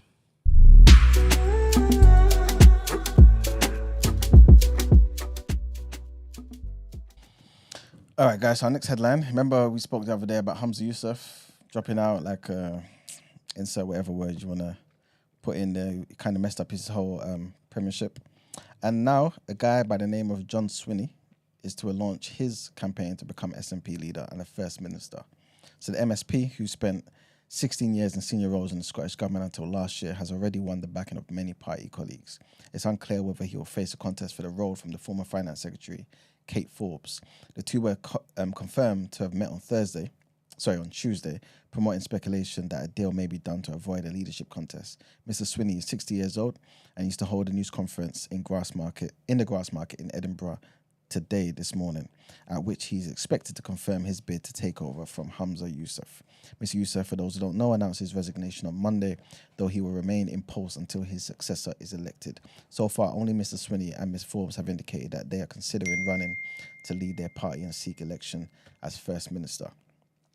Next headline, and lawyers acting for the BBC have found out. They've written to an investigatory powers tribunal about the alleged police surveillance of one of its former journalists. So Vincent Kearney worked on Spotlight and presented a programme about the police ombudsman office in 2011. And Mr. Kearney believes that the PSNI, which is the Police Service of Northern Ireland, may have attempted to identify sources of information. Sources of information for the programme. The BBC said serious issues of public interest are involved. The tribunal is an independent judicial body which considers complaints about public bodies using covert investigative techniques. It's understood that Mr. Kearney's case emerged as part of ongoing proceedings involving two other Belfast journalists, Barry McCaffrey and Trevor Burney. They both allege that they were the subject of unlawful police surveillance. And the last headline, I'm not too sure of you. Yeah, Christy's Apple user. You Apple users experience this. Apparently, Apple says it's working to quickly fix an issue that caused some iPhone alarms not to play a sound. Yeah. Okay. Mine does that sometimes. Yes. Yeah, sometimes mine does that. So, wait I got my excuse. No one laughed at Brent today, but you want to laugh at Isaac. This was, huh? We hear yours every day.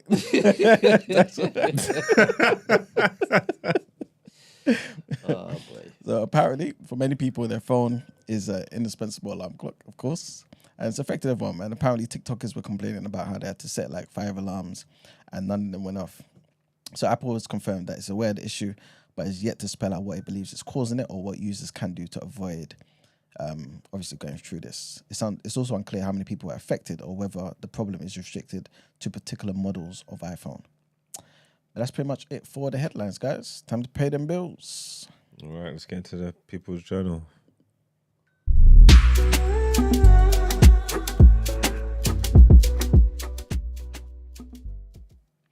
All right, people, welcome to the People's Journal, where I give you the news from an economics point of view. Again, like yesterday, there isn't much to talk about. However, Premier Inn, I think we spoke about Premier Inn the other day, well, early this week anyway, the Advertising Standards Authority have accused them of misleading a lot of their potential customers, man. And they're saying that they're no longer allowed, or at least, they're pretty much being banned from advertising rooms from only £35 a night. So, whenever you see, come to our particular hotel or whatever, find rooms from only £35 a night, they've been banned from doing that. Why? Because certain people obviously tried to get those rooms and they never seem to find them. Premier Inn's owner, Whitbread, showed the particular watchdog, the ASA, the Advertising Standards Authority, that there were actually 377 rooms on offer in that particular Scottish city that this thing happened in Edinburgh. But the ASA customers pretty much are saying that, listen, we don't believe it, man, because whenever we've checked, we've never been able to find any rooms for £35. So long story short, the ASA said that we told Premier Inn to ensure that when using from price claims in the future, a significant proportion of the advertised rooms were available at the advertised price. You know what I'm saying? So you can't be doing like a small fraction and saying technically that's the case. There has to be a significant proportion. Otherwise, you're banned for no longer doing it. Next thing to talk about briefly is Uber is potentially facing a multi-million-pound legal claim being brought on behalf of almost 11,000 London black cab drivers. So litigation management firm, RGL Management, said that the claim is worth at least £250 million, with cabbies potentially getting 25k each. That's what's potentially going to happen. Obviously, BBC are looking into it. They spoke to Uber. Uber hasn't responded yet. But apparently, the claimants have alleged that Uber's intention was to unlawfully take businesses from existing black cab drivers. They also said, they claimed that in order to obtain a license, to operate in London, they had to kind of mislead TfL. I don't know why they're not blaming TfL, but they're basically saying Uber had to kind of package their agreement with TfL in some particular way about how its app worked, so that it didn't really kind of infringe on the work that black cabbies are doing. But obviously it has, in real life, affected their work. And so they're pretty much, long story short, they're suing Uber because of this particular thing.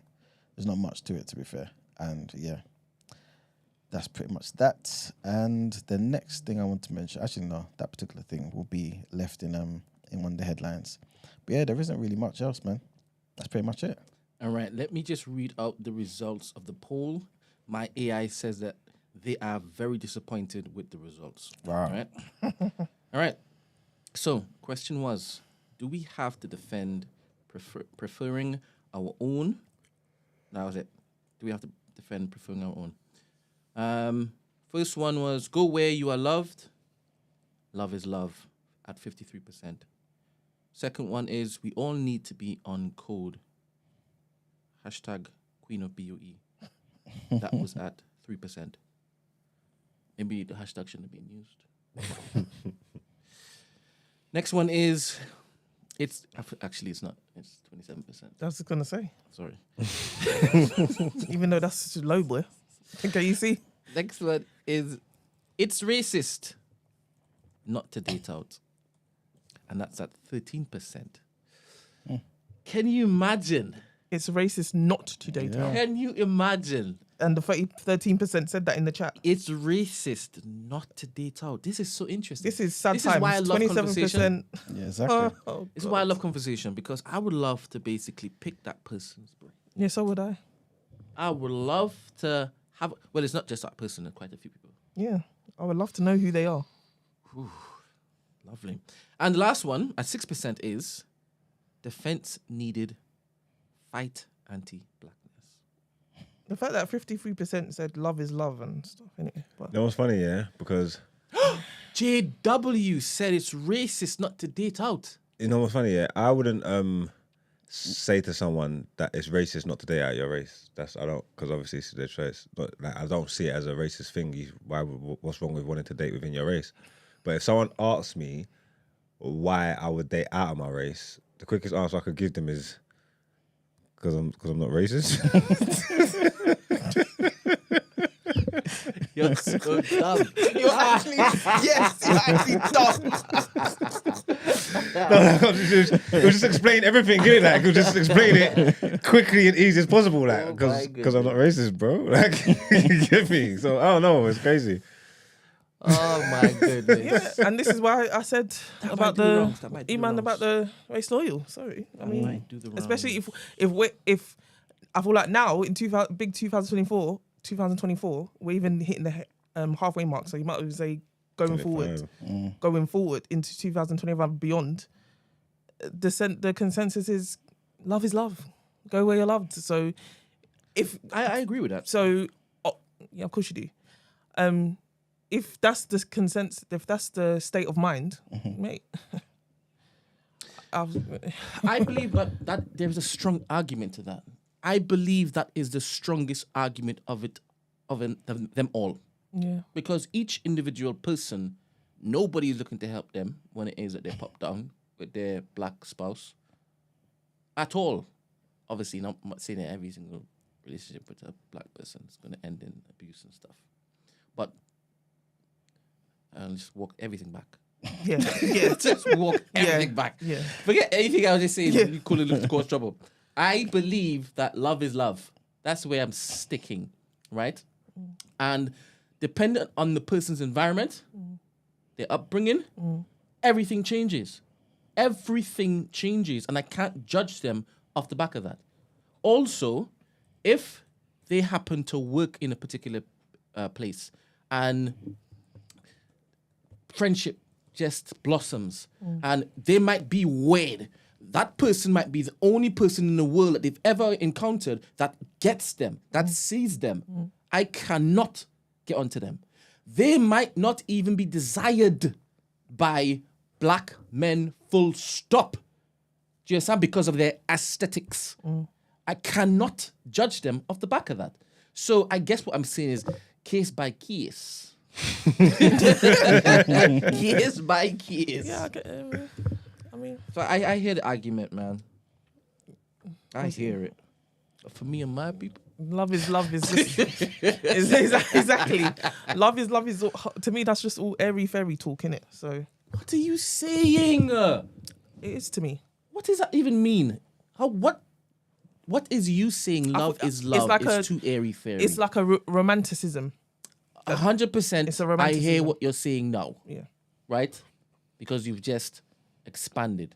But the same way where for centuries, our ancestors have gotten into relationships and stayed in relationships that did not serve them, that didn't have love in them because of this cultural trickle-down, whatever. And you would agree that should still continue, right, Emmanuel?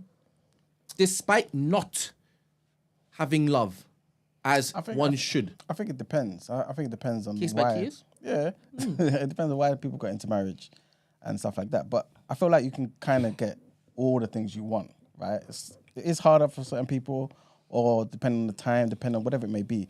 But you can get the love, you can get the staying on cold at the same time. I don't think it needs to be an either or. You know what I'm saying? Yeah, and I hate that people make it that way. Yeah, it doesn't have to be like either or. I feel like people when it's like, if more time I've gotten pushback because when I say that, the black love and whatever, they're like, oh yeah, but who wants struggle love? The fact that you even equate black love to struggle love to me is wild. And I guess I don't see it that way. And obviously I get there are things happening in the community that is highly problematic. I'm not naive to that fact. I'm not saying that. However, I think I'm not also going to highlight. I'm not going to. There's solid black couples, healthy black couples, and silly me if that's what I believe in. Like I'm not going to deviate from that.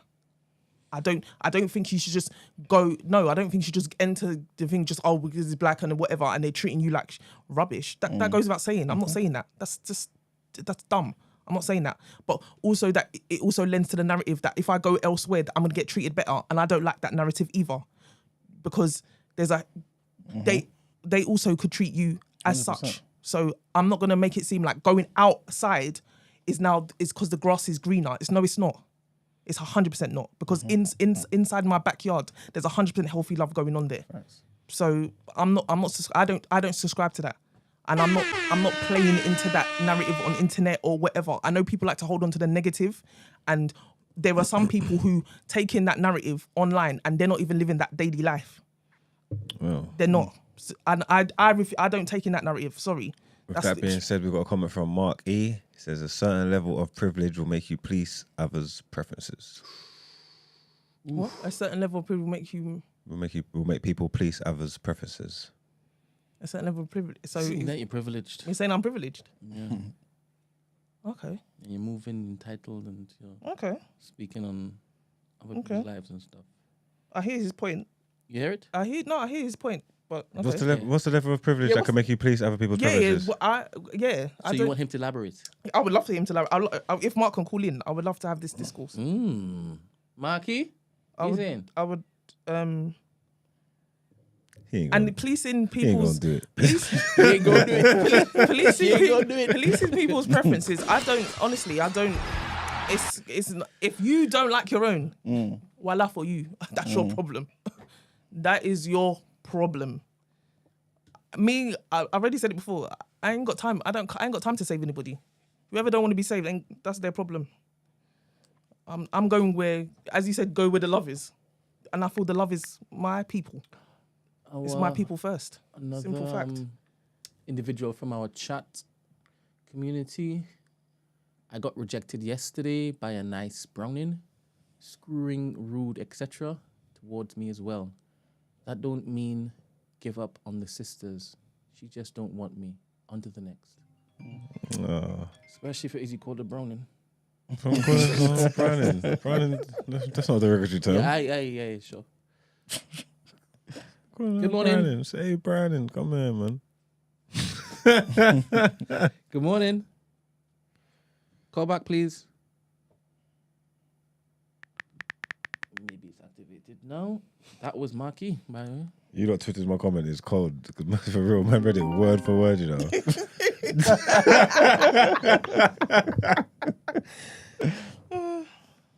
Morning. Good morning, Brent. Morning. How are you? I'm good, man. How are you? I am blessed and highly favored. What are your thoughts? That's good to hear. Do you know what, yeah? I'm not gonna lie, I'm with you and Christy, you know, because I'm saying, yeah, like for me, yeah, like I said, obviously, I guess I represent a slightly younger demographic, and I'm in my mid-20s, yeah, like I said, yeah. But I'm also of the mindset, yeah, that obviously my preference is obviously black women. That's always been my thing, yeah. And I'm kind of like you, that to me, dark-skinned women is levels above anything else, yeah. But I also, at the same time, I also see it like it is also a discipline thing, because don't get me wrong, Dr. Umar, yeah, like he goes out there and he says some outlandish stuff and that, yeah. But when it comes to like the black family and all that kind of stuff, I agree with some of the things that he says, you know, like the politics of why he says that black man, black woman being together is beneficial for us as a community going forward. And then at the same time as well, like, we see like when it comes to like preferring like white women or white people, whatever, I would like to understand why it seems to be like more of a thing when it comes to the men as opposed to the women. Like I don't know any black women personally that have dated white men. But see, you missed the narrative in the chat. They're fighting back. The numbers are rising. They're fighting. What black women dating white men? Mm-hmm. I'm not gonna lie. You see, I'm not gonna lie. You see me, yeah, I'm a bit different, because you see, whether it's a black man, black woman, if I see you with someone that's not us, I'm gonna give you a dirty look. I'm not gonna lie. I'm so honest. I want you to see the judgment on my face, like. Sorry, who is speaking? Who is speaking to us so eloquently? Mr. Curtis, Mr. 200 KG. Yeah. And what's it called? A conversation needs to be had about Esther and this spicy whiteness. It's something that Brent just tried to push on her. Still, Is that what Brent was? She ain't never claimed do? it. Huh? Brent was trying to do that. It's your She was like, pull up, not that one. Use the other picture. That's what she was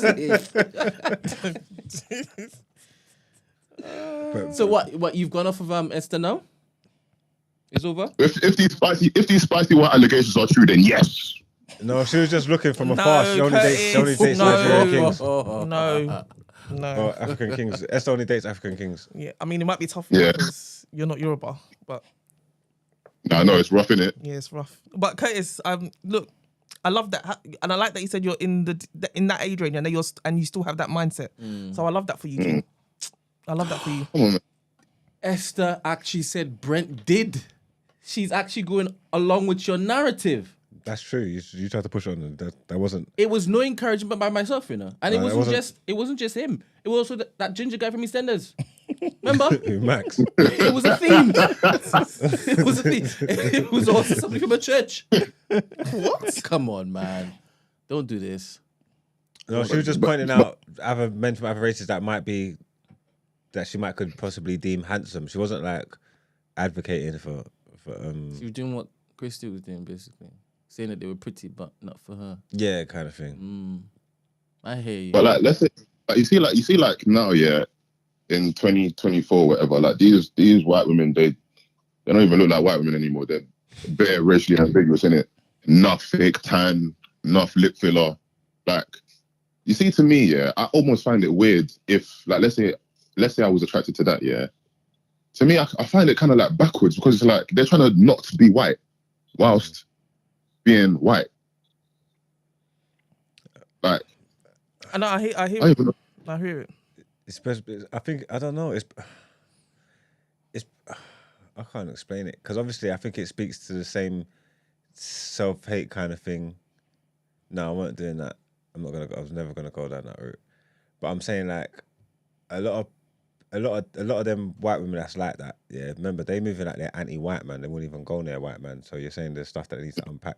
So I was thinking it speaks to the whole self-hate thing. So it's like if you love, it's not just the black man that you love so much. It's blackness. It's everything in it. So they're trying to do their hardest to be in and of that. That's why they would tan themselves up and give themselves fake lips and try and give themselves like features that are like for black people and stuff like that. I think they just love it so much where it's like it's just all encompassing. It's just consuming them with everything, not even just like with what they're dating, like what they want to look like. And yeah, I think I don't know. It must just be that because for real, it don't make sense. I think all of that is a mental illness, man. I'm not gonna lie, man. That's crazy. Like, what the hell? Like to me, yeah, let's say for me, yeah. Obviously, everyone knows I'm black, whatever. But I'm like the same complexion as like E-man, innit?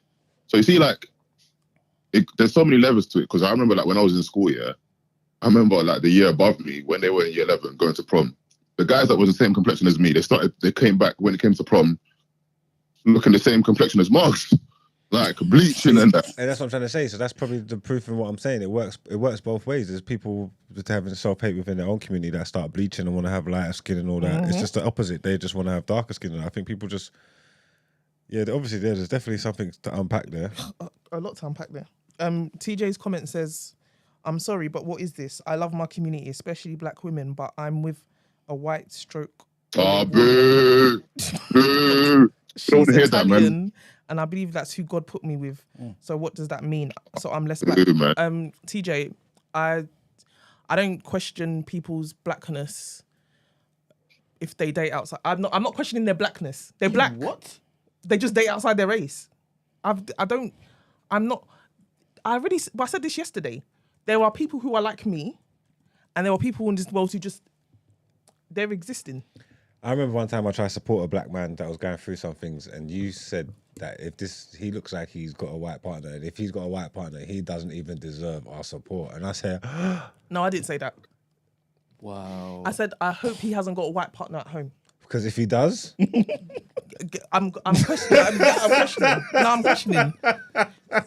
No, because certain people's mindset, I'm thinking.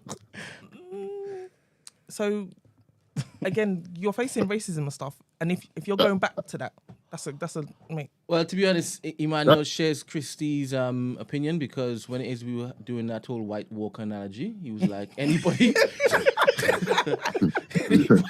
who's with them, you have to question them. Don't give them any responsibility of the gate. And that's me trying to stay on the fence.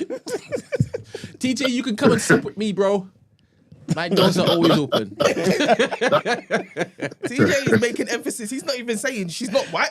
She's olive. Okay, whatever that means. Spicy white. Yeah, it's different. No, but I was having this conversation with someone yesterday. What? There's white people out there that are not. What are we from, doing they're here? not from the Caucasus Mountains as far as they're concerned. It's not like England, Ireland, Scotland, and they do not see themselves as white. What do you mean as far as they're concerned? Huh? What do you mean as far as they're concerned? I'm just saying they don't see themselves as white.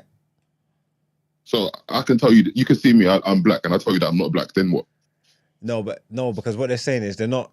It's I don't know whether it's there's olive skin people, there's Middle Eastern people, there's Arab, there's people that are saying they feel that they have a different culture. They don't class them. It's like it's not England, Ireland, Scotland, Wales. It's not like the Like Caucasus. Ramsey doesn't seem as like white. Ramsey. Yeah. Well, but Ramsey is any North African. But anyway, but I'm saying.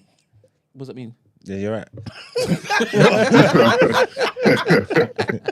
Yeah, but I'm saying there's a whole community of people from Turkish people, Cypriot, Mediterranean, all these kind of people. They don't see see themselves as white. They when they talk about white people, they're not talking about themselves. So what about that? In regards to what about that? In regards to what though? Because I'm still not going to date them. I date black women. That's like the Turkish and that, isn't it? Turkish, Greek, and them. Yeah. So They say because white people. because they don't view themselves as white. No, but I think basically they make a distinction between themselves and I guess British, French, German. Yeah, and, but and that. We may still see them as white people, but they're trying to say the things I that you get may that dislike culturally about that. they don't identify with the white English and all. I get that, but you're still white. I'm sorry. Like in this construct, you are. So like it is what it is. I know other people make themselves feel better by saying spicy white. So what I'm saying, if you see a black man, you know, Christy, if you see a black man like with like a Turkish gal or a Cypriot gal, is he the same as Judging the same way. Judging the same way. He even said it before I could even say anything. I didn't even tell you. Oh, you say Curtis, there's no difference. There's no difference. No difference. I'm not those people that like to What placate. about Persian gal? Is gal Persian? I don't give a heck. Prince of Persia. I don't give a heck, mate. They're all in the same boat. To me, that's Like the open sesame. in LA, they love them Persian babes, the black men. TJ says, "Nah, I'm just as pro-black as the rest of us, but because I'm with an Italian woman, I'm not for the culture. No, we need to have a word with ourselves. That's a Call up conversation TJ. that needs to be had. Call up TJ, man. He can't. He's on the train to work. Oh, is it? Okay, That's cool. fine. You have a word amongst yourselves. I don't. Some of your greatest heroes were with white women, Emmanuel. Facts. Like, What, like Like, Martin you Luther? can't tell me. I'm waiting for you to tell me, man. I'll have a Google. Because you can tell me, Wait, but wait, you're what- waiting what- for me what- to I don't know say. what you're talking about. All right, cool. What about Harvey and them the man there. the narrative that So go, Curtis. What you saying? what about the narrative that Martin Luther in it? There's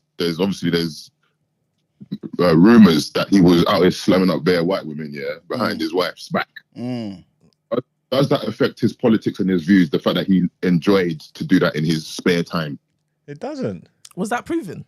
That's, Like, still- that's still facts. alleged. I'm not gonna lie. That's alleged, man. Everybody knows MLK was No. slamming up these I white need things. to know if that was proven or not. Because I get there was rumors and stuff, but I don't know that was proven to me. So I don't know. That's alleged to me, man.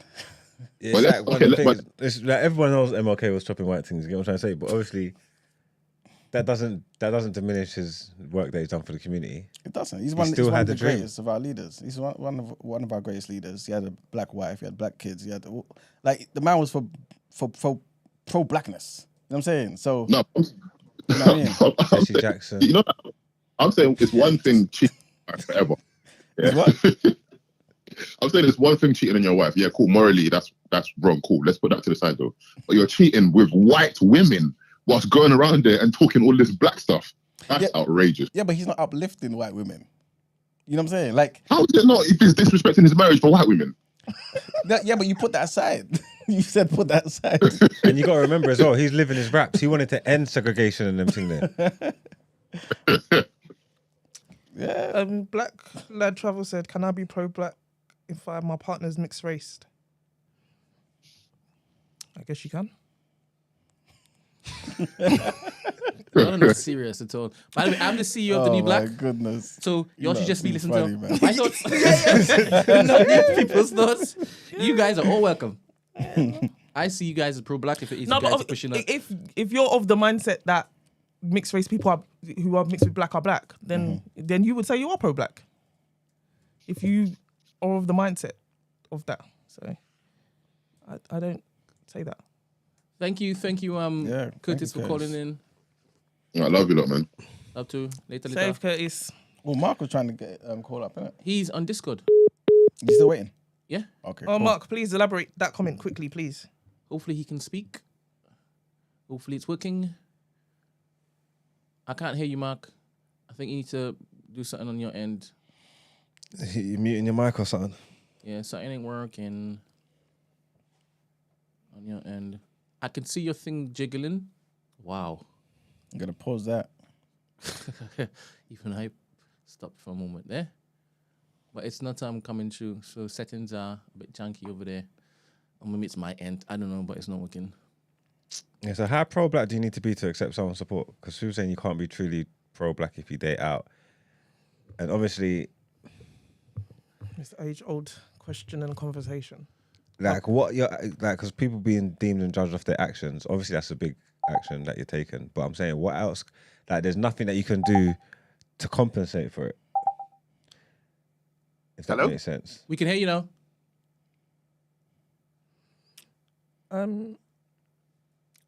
No, you can't hear you. Where are you gone? Like, what if someone's done just the most amazing things in the world? We can Be hear putting you. up money, whatever it may be, like Yeah, we getting can hear you. things checked. Like, do the best that's ever been done for black people ever as a black man, but he's lying down with someone out of his race. Does that mean that his works is not good anymore? Because this is how people move.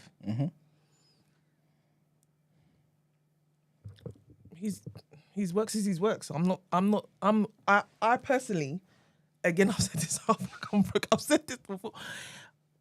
If we are meant to be creating a community, i.e. we're the black collective, where does that begin with? It begins with at home when I married that person. Yeah. And then we go from there. And then we start to branch out and do those things that you're saying. If in the beginning and my foundation is not who I go back home to and lay with, is someone of not my race, then I don't know what we're doing here. Personally, I don't. And I'm not saying it invalidates because you can still go out and do the works that you're doing. But if you're doing all the works that you're doing and you're coming home to the person who's doesn't even reflect in what you're trying to put out in the world and who the community you're trying to lift up, then what are we doing here? That I then have to question, like, how much not question, but to me the commitment first is to my partner who's black. The commitment first. We go on to make children. We go on to do this. Then I buy black ownership. All of that, to me, the foundation starts at the very beginning. I don't understand. That should be anything hard to comprehend.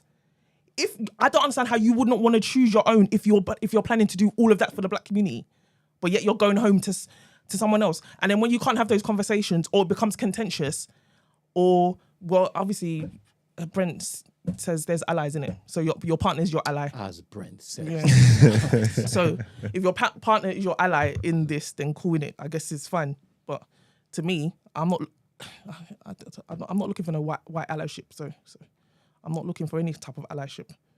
I'm looking for us to get where we need to get to. And if we're gonna do that, I don't see how you actually are not gonna wake up with the person that you say you love. I don't understand. That should be a reflection of you. I don't know what's hard not to understand about that. No, you make a good point. None of the wars throughout history that got won would have been successful without the allies. So yeah, no, obviously, yeah, okay. There was allies back then and stuff, and I feel like me personally back then they kind of took center stage. Mark, you still there? Yeah, I'm still here. Sorry, thank you very much. You've been waiting patiently. I apologize. No, it's all right. I can't believe this is the first time I called in. Like, I've been watching you guys since the first episode. Like, my G. Big up Mark, man. Yes. Big up, man. Big up you, man. Yeah, so my comment, what I was saying, was in relation to like the policing of the preferences. It wasn't necessarily at Christie, but big up you guys for framing it that way. Basically, what I was trying to say was that I feel like if your race is attracted to you and you have more options within your race and stuff like that, yeah, I feel like your attitude towards other people sometimes can be quite like it lends itself to you being more judgmental to other people because you're like, well, hold on, why can't you just do what I'm doing, or why can't you just go like this and that and the other? But the reality is, some people, because their own race maybe don't, or maybe the people they want to date don't want to kind of go for them, then obviously some people then start saying, okay, I'll open up my preferences and I'll go for who I want to go for. And that's why people say the whole love is love thing. Now, me personally, I've never dated out of my race, and my current partner is black, and I'm dark skinned. So I understand this whole colorism thing, and like obviously I've borne the brunt of it growing up as a young dark skinned guy in an era where people was all talking about, you know, there were terms like Blake and the whole anti-African sentiment and all that. So I could have potentially gone down the road of like saying, you know what, I'm just going to go potentially where people might give me love and whatever outside of my race. But I didn't choose to go that way. I guess I'm saying is, if you can get the type of people that you want, then that's what I was more referring to as a type of privilege in this conversation, because there are some people that don't necessarily have the super options and the super choices, if that makes sense. It does to me. How about you, Christy? Yeah, I get his point. That was amazing, Marky. She has nothing to say. Yeah. No, because I wasn't going at Christy. You know, killing me. Big up Christy, man. No, I love Mark. Mark's back to me from the beginning. So exactly. Big up you, Mark. No, I was cool. I was like, hold on, you're not about to do this. No, I like Mark, but no, I mean, I know I hear his point. I do, and I hate that for us. That's even has to be a thing, where there's like, oh, because now they don't like me, and that they have to veer that way. Like, I think that's a very sad to me. That's so sad to like have to be like, oh, this is not what I really wanted to do, but as a last resort thing, this is what I'm having to do. I think that's do you know what? I think a sad state that we're at. If that's what's happening. That's what's happening. Do you know what? I think a lot of that happens as well, and a lot of it goes unspoken. So people don't have that kind of conversation to be like, well, what was your upbringing like? How did your race necessarily relate to you or treat you, kind of thing? Before you got to this place of saying, I'm going to open out my preferences and I'm going to open out and go and date other people. What happened before? Because I am all for this, you know, black empowerment, black love, all of that together. I'm literally for it, like, and I've lived it, kind of thing, in spite of maybe what colorist kind of statements that I've faced from my own when I was growing up and stuff like that. But I'm just like, I just have a little bit of empathy towards people that it's like, you know, they've experienced a rough treatment. Because imagine, racism is one thing, but kind of to experience, for example, colorism from within your own community, it cuts deeper, and it's like, I don't want to be insensitive to the people that just go, you know what, I can't do that. Because maybe when they go out and they're trying to, like, obviously say they go to like a brunch or whatever, and then they're seeing that they're around their community, but they ain't getting picked. And then, for example, on an off chance, they might go on a dating app, or they might say, for example, they're going to go to work or whatever, and there's someone showing them love. It's like, how much can I then police that person's? Because at that point, I mean, it's arguable whether it's a preference or not, but how can I police their choice, if you know what I'm trying to say? I can't use the same metrics because they didn't start from the same place that maybe I did, or you beautiful people in the room that can attract the people you want. Yeah, I hear him. Makes sense. Yeah. Empathy. Do we have another And I need to work on that, Imam. I need to work on that. Thank you very much for that. Thank you very much, Mark. Anyway, big up, guys. Thanks, Mark. Do we have another caller, Brent? Yeah, we have another yes. Hello, good morning. Hi, good morning. How are you? Good, thank you. Lovely. Who's speaking? Yeah. Hi, can you hear me? We can. Yeah, who's speaking, sorry? Okay, great. Can I not say my name if that's okay? Hey, that's fine. That's fine. Okay, cool. Yeah. So I just wanted to say the thing with the whole interracial thing that kind of makes me a bit uncomfortable is there's a bit of a disparity in the sense that we're always trying to like talk about other races and like justify dating them, but like for the most part, they try and stay clear of us. So I think that's something that we have to sort of explore. You know, because we kind of like, oh yeah, white supremacy affects like all aspects of our lives, you know, socially, politically, economically, housing, it permeates like every aspect. But then somehow when it comes to dating, all of a sudden, love is love. You know, but suddenly white supremacy doesn't affect us there. So I think that's something that we have to explore. And I know it can be quite hard because ideally, you know, yes, God created all of us and, you know, it's human beings and it shouldn't matter. But I do think that if we probe this interracial thing like a bit deeper, we'll realize that, you know, the dynamics between us and other races and our obsession with them, our valorization of them is not healthy. You know, typically when a black person wants to marry, you know, some like I was about to say Oyinbo. Sorry, my Nigerian is coming out. That's all right. You're anonymous. I was trying to speak the Queen's English. Anyway, yes, when a black person wants to marry someone of another race, for the most part, you're confident knowing that, okay, fine, your family might accept them. But for us, there's always that nagging thing at the back of our mind. Will they accept me? How will I be treated? How will I navigate microaggressions? Oh, this, that, and the third. I don't know if you get the point I'm making, whether you want to marry an Indian person, a white person, but for us, it's always, oh, just love is love, love is love. And then ironically, when you now marry the Oyinbo person and you now fall into wahala, do not be saying, oh, the white woman is trying to bring him down. Oh, she's trying to destroy him like Jonathan Majors and all these other men that find themselves in trouble, even with Ginny Mai and Jeezy. I mean, I feel bad for her. She's a victim and it's got nothing to do with her race because no woman, nobody should be abused. But one of the things that was being said is that, hey, you see, because he married outside, he, you know, if it was a black woman, he wouldn't be in this kind of palaver. But when he first married her, they were saying, oh, Jeannie's a high value woman. She's a this and she's a that. And, you know, she's better than black women. So I think that we really just have to probe this thing a little bit. Just don't be valorizing people that look down on you. I guess that's my point. Yeah. Love that call up. 100% agree. Thank you. Okay, great. Thank you, guys. Bye. Bye. I think there's a lot to unpack in this community of ours, unfortunately. With Mark's point, obviously that's a valid point. No, it's a valid point, and I think that's what I'm saying. It's there's a lot of things to unpack here with us, unfortunately. But with that, just that caller that said, I think I agree with her. Like when he says go where you're loved, but actively they're working against you, whether they know it or not. I don't know. I don't know about that, but you know. Yeah, there's definitely a lot to unpack there. We have to maybe obviously people say I need to practice more empathy. So, you know. Obviously we support all our collaborators. I think that's what we'll call them. Because as long as your heart's in the right place and you care about the black community and you're willing to do good works for us, then we'll accept you. You get me? Yeah, Christy? Pick up the new black. Every time. We need collaborators. We need allies, collaborators. Do you know what a collaborator is now?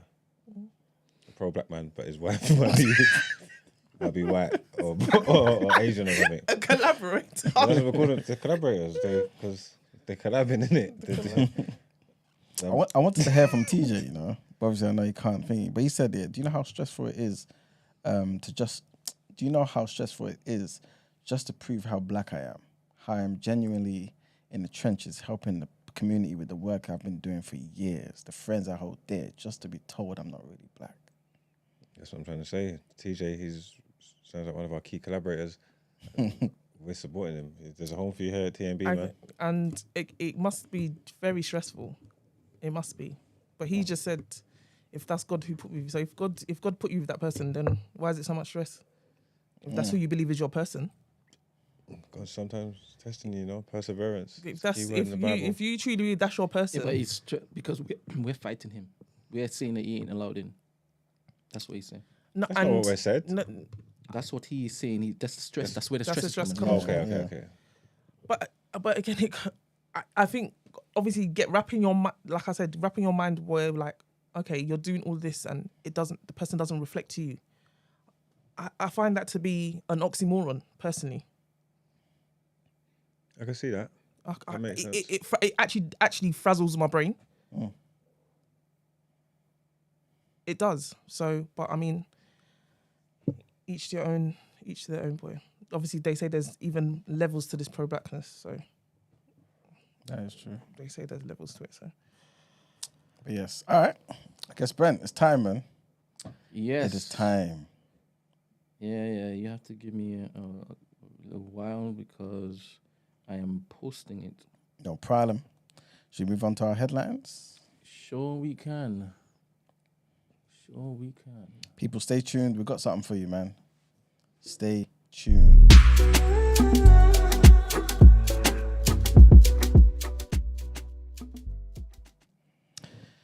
Next headlines, guys. Big trigger warning on this one. Very, very big trigger warning, man. I was disgusted watching this, man, while reading it. And apparently you can actually watch it. And what I mean by it, I don't necessarily mean the actual the CCTV footage, but the actual case itself. So there's a murder trial that's going on of a former senior politician in Kazakhstan who has been accused of beating his wife to death. And that's attracted a lot of attention in the nation, sparking calls for new legislation tackling domestic violence. So shocking footage showed this particular businessman who goes by the name of Quindik Bishimbayev, who is Kazakhstan's former economy minister, beating his wife at a family restaurant, and it was streamed online from court. The case has touched a nerve amongst the public as tens of thousands of people have signed petitions calling for new laws to hold those guilty of abuse to account. The trial of Bishimbayev, who's 44, is the first in the country to ever be streamed online, making it readily accessible to the 90 million people in Kazakhstan. The former politician was already well known, having been jailed for bribery in 2018. He spent less than 2 years of his 10-year sentence in prison before he was pardoned. Bishimbayev was charged with torturing and killing his wife after her death last November. For weeks, he maintained his innocence, but admitted last month in court that he had beaten her and unintentionally caused her death. Saltanat Nukenova, who was 31 years old as his wife, was found dead in November in a restaurant owned by one of her husband's relatives. Disturbing CCTV footage shows the defendant, who's the father of four, dragging his wife by her hair and then punching and kicking her. Hours after it was recorded, she then died of brain trauma. And the last headline is basically about what we spoke about earlier today, Brent. This is about the thunderstorm. You guys heard of thunderstorm yesterday, yeah? No. Serious. It was crazy, man. What about you, Christy? Yeah, I heard it. It was mad. What time was this? Ooh, was it like 2 a.m, maybe? Something like that? 2, 3 a.m, maybe? Something like that. Yeah. So yeah, man, the Met Police have said that after a night of heavy rainfall and thunderstorms, the UK could see its warmest day of the year so far. So, like I say, after the rain comes the sunshine, man. So today's going to be one of the warmest days so far, following on the back of 2 severe storm warnings covering parts of southern England and Wales. Thursday could reach 24 degrees Celsius, which is the warmest day of 2024 so far. So thunderstorms hit parts of the southwest and Wales overnight, with the Met Office warning in place until 8 a.m. this morning. In the southeast, a similar storm warning has been extended to 10 a.m. on Thursday. However, the wet weather may be sandwiched between 2 of the hottest days of 2024 so far. And that's pretty much it for the headlines. Time to pay them bills. Ready for us, Brent? I am. All right, people. Let's have it. Let's have it.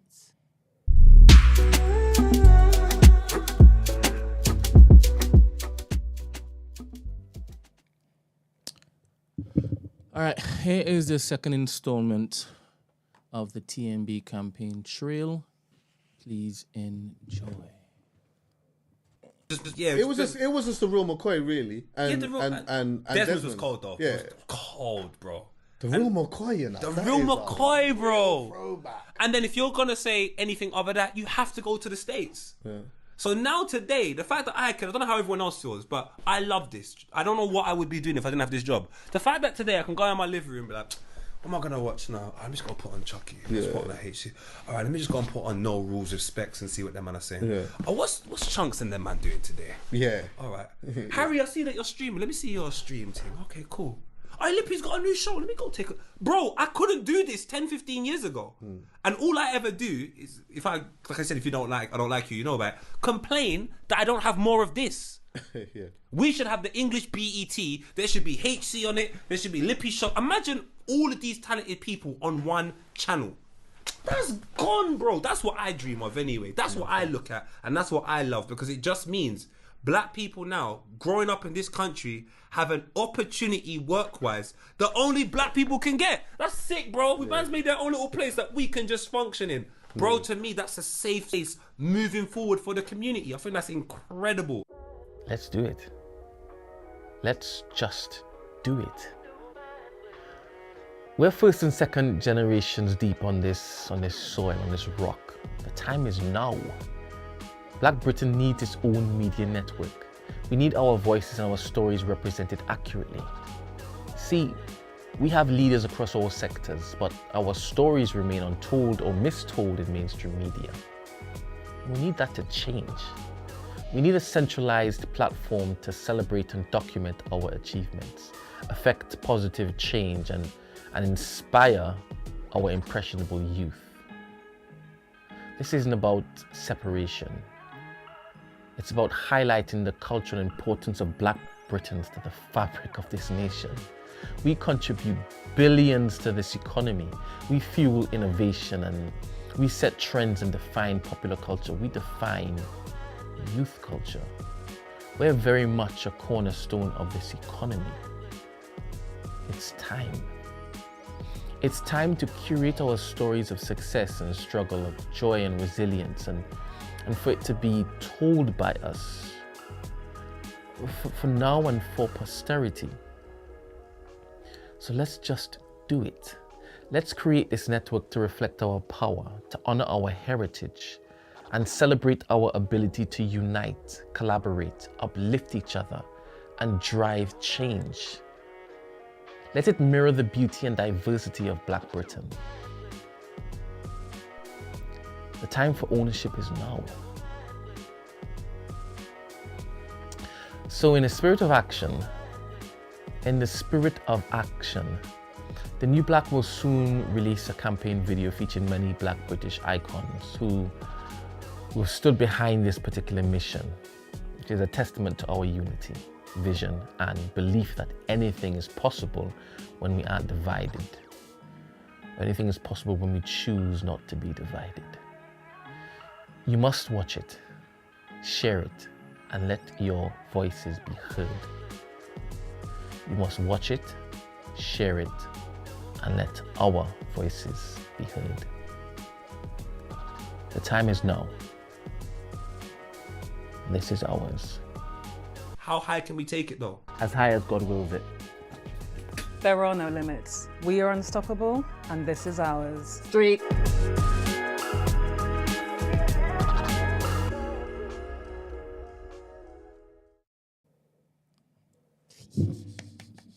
Where's the horns, Brent, man? Beep, beep, beep, beep.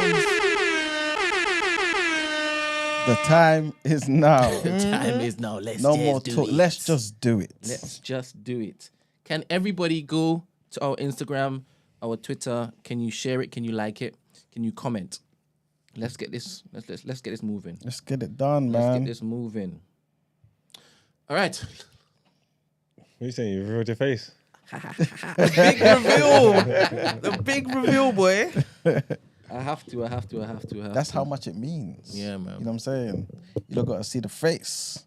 Show how serious this is. All right. The time is now, man. Someone said they hoped you was more handsome. That's all right. That is all right. We call such people haters. My mama love me. All right, then TNB to the world. To the world. Yes, to the world. share the videos, I've guys, tagged man. HC. So Yeah. hopefully they repost it. Oh, didn't you get the permission to use the footage? What are you talking about? This was just, it was on the public net. Yeah. And I came across it. I thought this is a fantastic conversation. Let me affix this to something and let me put it out. No, it makes perfect sense. Yeah. Because they believe in this particular vision. Should do, They were talking about it. Facts. Yeah. I love them, man. Absolutely love them. All right. Let's kick on, please. All right, it's time for the reaction, man.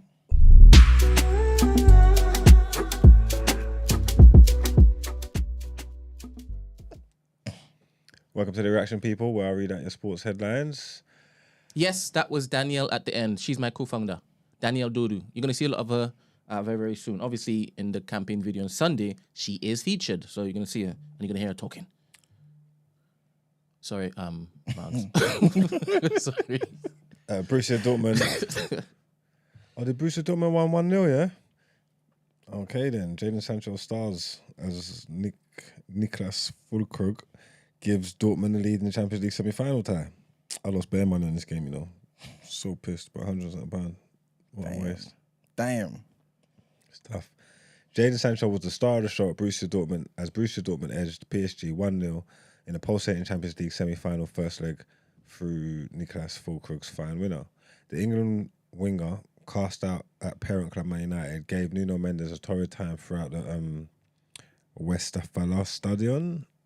Could easily have had a hat-trick of assists had his teammates had their shooting boots on. Instead, it was only Fullkrug's first half thunderbolt which found the back of the net and the Germany striker firing in at the near post after a fine ball over the top from Nico Schlotterbeck. Dortmund dominated the opening period and deserved their win, but their lead remained only by the narrowest of margins as Kylian Mbappe and Achraf Hakimi were denied by either post in the same move before Fabian Ruiz headed a golden chance wide.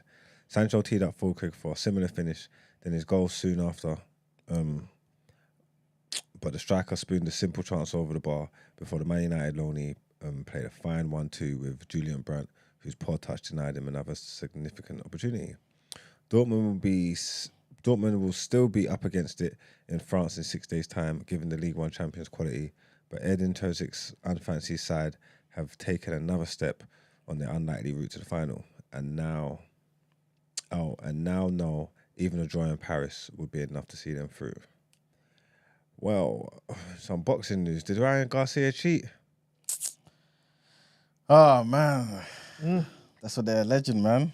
They are saying that Ryan Garcia tested positive for the performance-enhancing anabolic agent Osterine on the day before and the day after his surprise win over Devin Haney last month in New York. That's according to the Voluntary Aid Doping Association, VADA. That's a letter sent to both parties. ESPN was first to report the news of Garcia's failed drug test, which, if confirmed, would likely result in a suspension and overturning of the result to a no contest. Garcia has 10 days to request that his B sample be tested.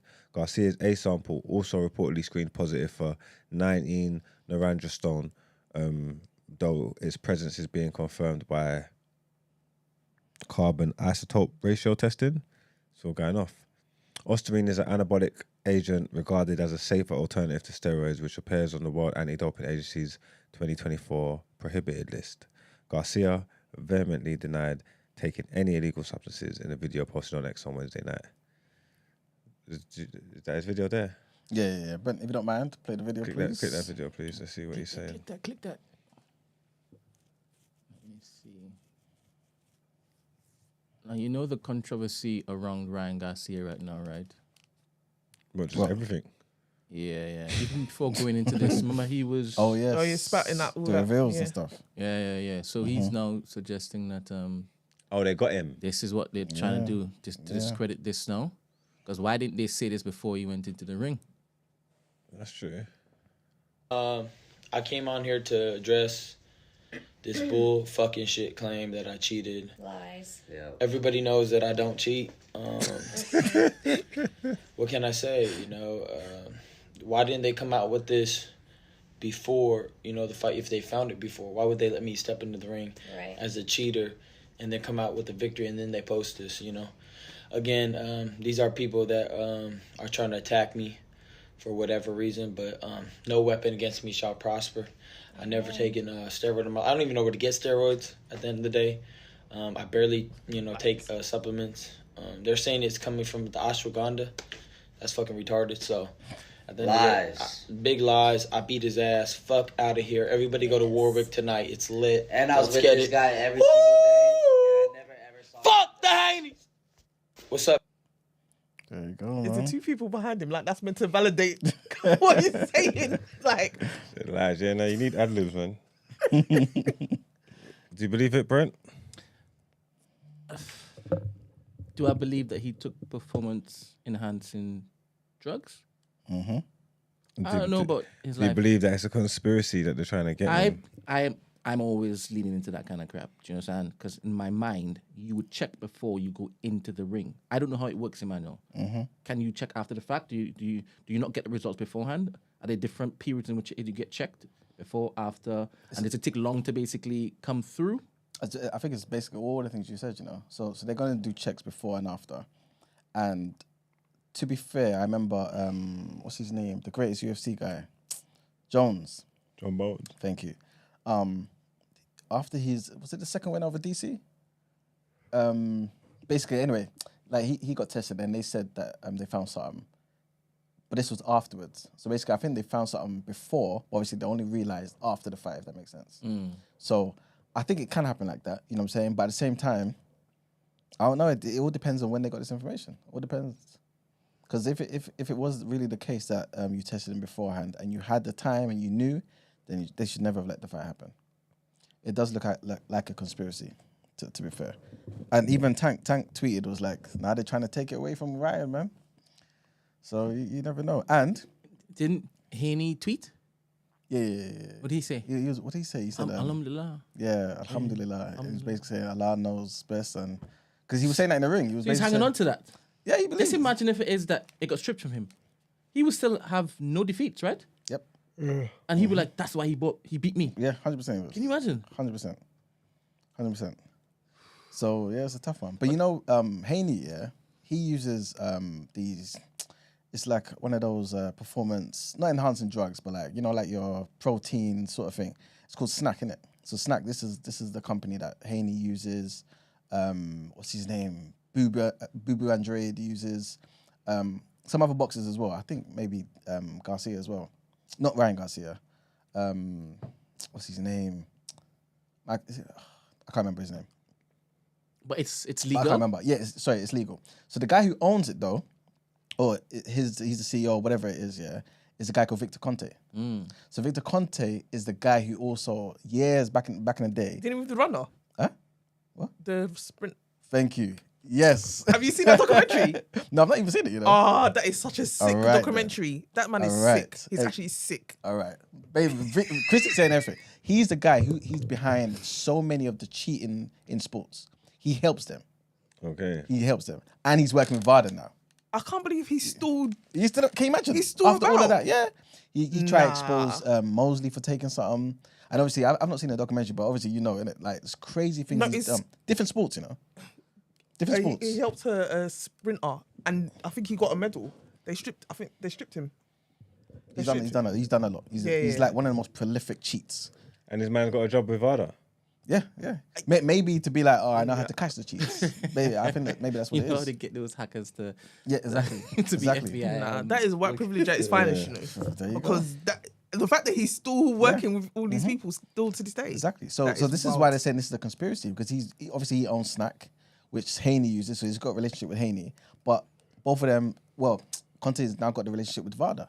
So VADA can also do that. But at the same time, you think VADA shouldn't be compromised, because they're one of the most legit drug testing organizations in the world when it comes to sports. So it's crazy, man. But do you reckon Garcia done it? Boy, honestly, I can't put it past any boxer. Because when you hear certain things, what's his name? Big up Kevin Thompson. He said himself, like, he thinks every boxer pretty much used it during certain times in their career, like certain times in the year prior to a fight. You know what I'm saying? So sometimes you got to cycle correctly, or you get caught. Funny enough, did you see the not to go into a different topic, but did you see the press conference with Canelo and Munguia? No. That blew up as well. Almost a fight between Canelo and Oscar. No way. Yeah, because Oscar basically took to the stand and was like, a lot of people like to say stuff about me, but look at Canelo, for example. When we had the fight again, people like Canelo are forgetting about who made him. I made his career. When you look back at his career and you see Golden Boy, I'm Golden Boy. When it came to the fight against Triple G, who tested negative for 2 drug thingies? Canelo did. All this in front of Canelo, you know, on the thingy. He's thinking, like, why are you doing this? Obviously, Canelo gets upset, stands up, about to go towards Oscar. Obviously, people get in between them, and he's like, obviously speaking Spanish, so my Spanish is a bit rusty. But he was basically saying that Oscar's a thief, man. He's been trying to steal money and this, that, and the third.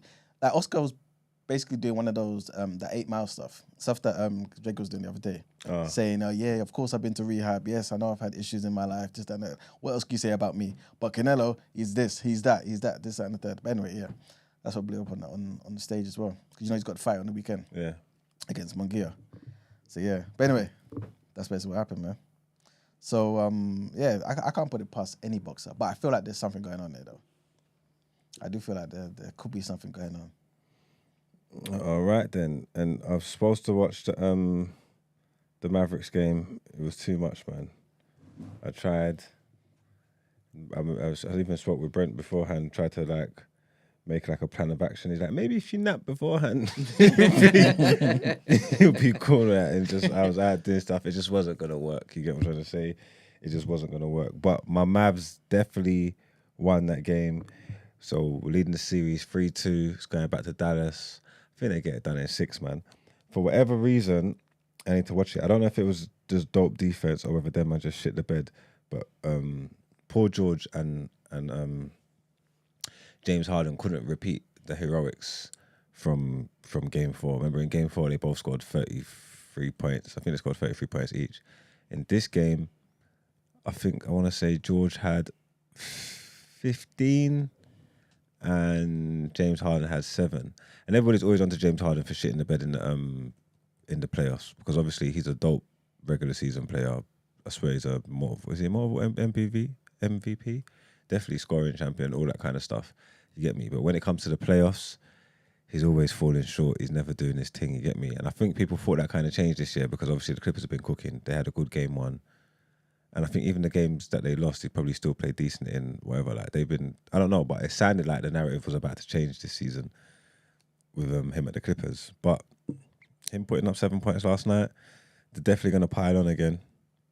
He speaks to him. I think he went like 2 for, I don't even know what he went. He only made 2 shots all night anyway. The rest of them points that he got must have been free throws or something like that. Yeah, terrible performance. Luka was super aggressive, done his thing. What did Luka finish with? And this is why Luka got 35 points, 7 rebounds and 10 assists. And this is why he's a bad boy, because he came out after the other game. He's like, yeah, I need to be better. I'm letting down Kyrie. I need to support him. I need to this, that. And he came out and he done his thing. You get me? Done his thing. But he's always cooking up the Clippers anyway. I'm glad this happened. I'm glad this went like this. You get me? Because now all we got to do is win 1 out of 2 games, which is just definitely possible. If they don't get it done on the return leg at home, then I think they get it done in Game 7 in LA. They'll beat them. They should do. If they don't, well, anyway, if they don't beat them next, it just extends the series and we get 7 games. So it's just more of a classic to watch. You get me? So that'd be fun. The Athletics saying ETH is staying next season. Love to hear it. Yeah, man, definitely, man. They gotta get their ducks in a row, man. Definitely gotta get their ducks in a row. Just everything that they're doing behind the scenes, there's no point. If they can't find the replacement that they want for him, there's no point just getting rid of him, man. Let him stay another season. Let's see what happens. It's all different now. The recruitment, the whole infrastructure of the team's different. So whatever they're doing, just let it run, man. Just let it buy into it. It might be all right as well, man. We've had I don't know. Well, again, we don't have to worry about the money with the recruitment because they're spending the money. They're going to make sure they spend the money in the right places. The injuries and stuff has actually been killing us. There's bare things that's going on that the manager's got to answer for. Don't get me wrong. But the chances of having the same season 2 years in a row is going to be pretty tough, man. So it might be all right. Like I'm saying, let them get their ducks in a row, decide where they want to go with their future, and line up the next replacement properly. And if that's the route that they're going down, then fair enough, man. Cindy A says Brent saw online they played Euphoria during the NBA playoffs halftime report.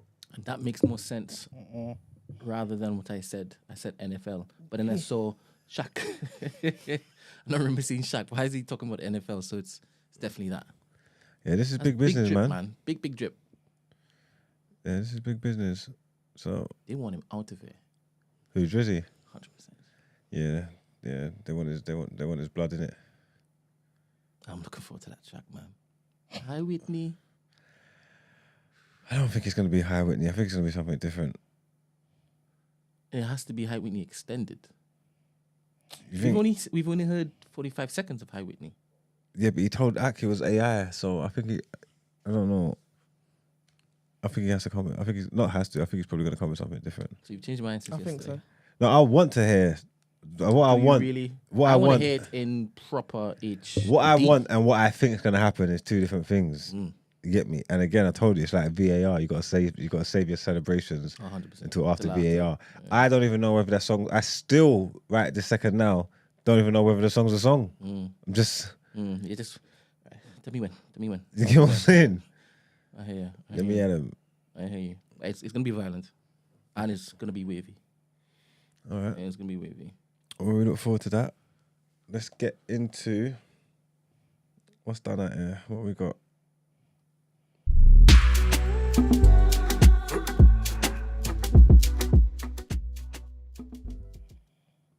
You should play that. Did you watch it? What? What I sent you. Oh yeah, shit. No, I didn't. Shall we play it? Play it. All right, sorry people, bear with me. I've got to send something over to Brent for more.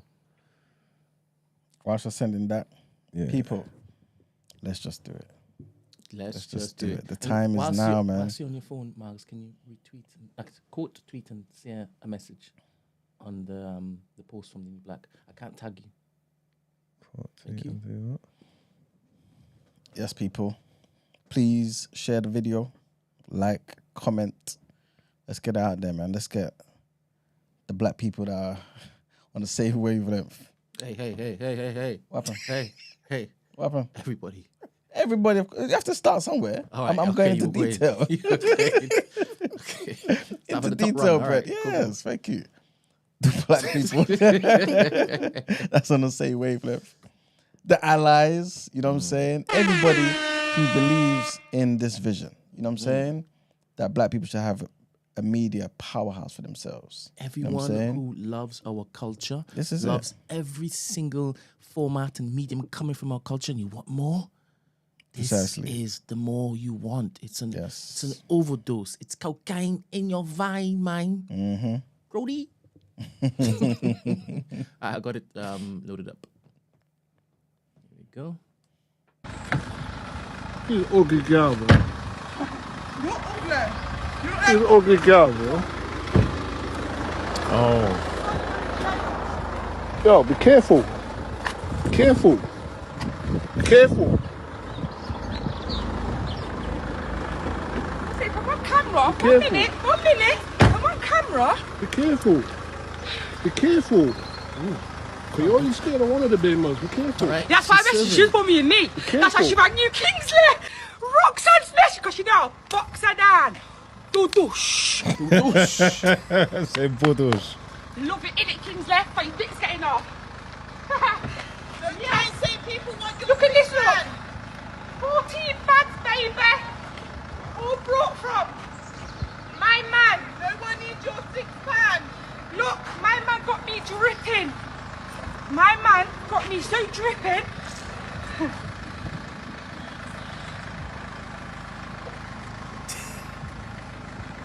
My man.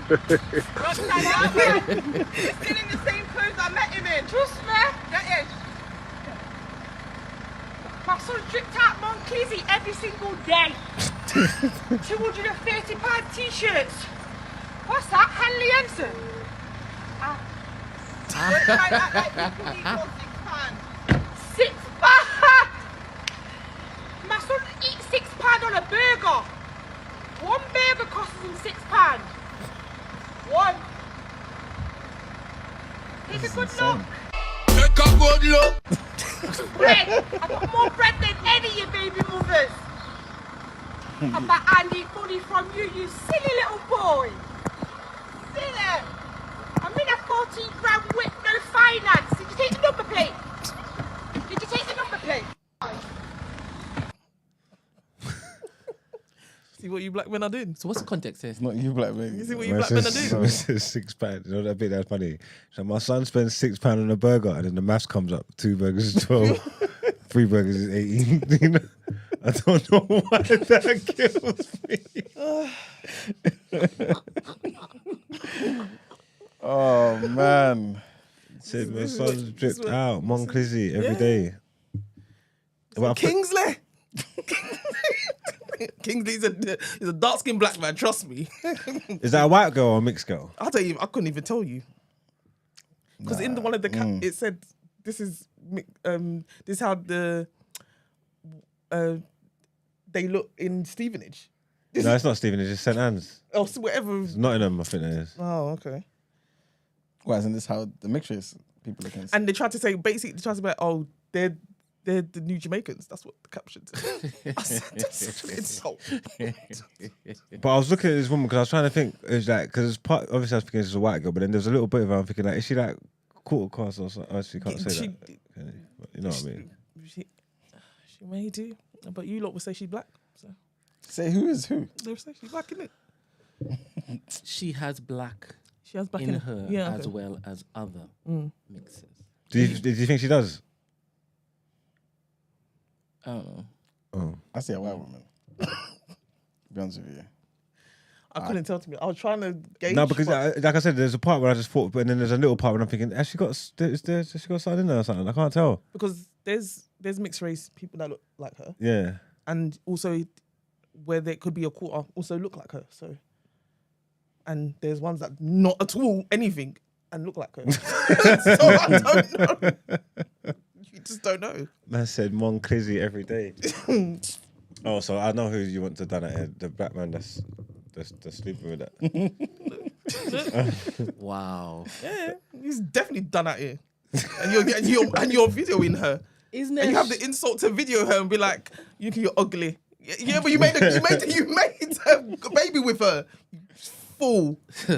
Isn't there a shout to let them just have them? Do you want those to? Because you said you're not going to basically accept them back. No, shoot. And you encourage other black women not to accept them back. So, should you really have any angst towards him? Go. He's just obviously letting the side down. So, but unfortunately, we're not a monolith, so. Yeah. So, yeah. The chat's saying she's white. Some of them say that she's quarter. Quarter. Mon Clizzy every day. Every day. £6 a burger. That's 12 for 2. That's 12 for 2, bro. I'm on a 14 grand whip. Just get the license plate.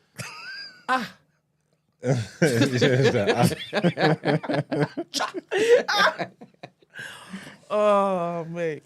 Don't get that too nang. All right, Chrissy's called it, man. You, man, this is what you're doing in your spare time. So I done it here, man.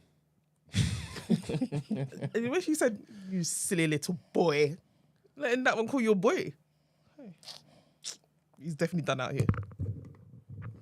He's definitely done out here. I'm sorry. You heard it here first, man. They're done out here, man. Let's get into our outro.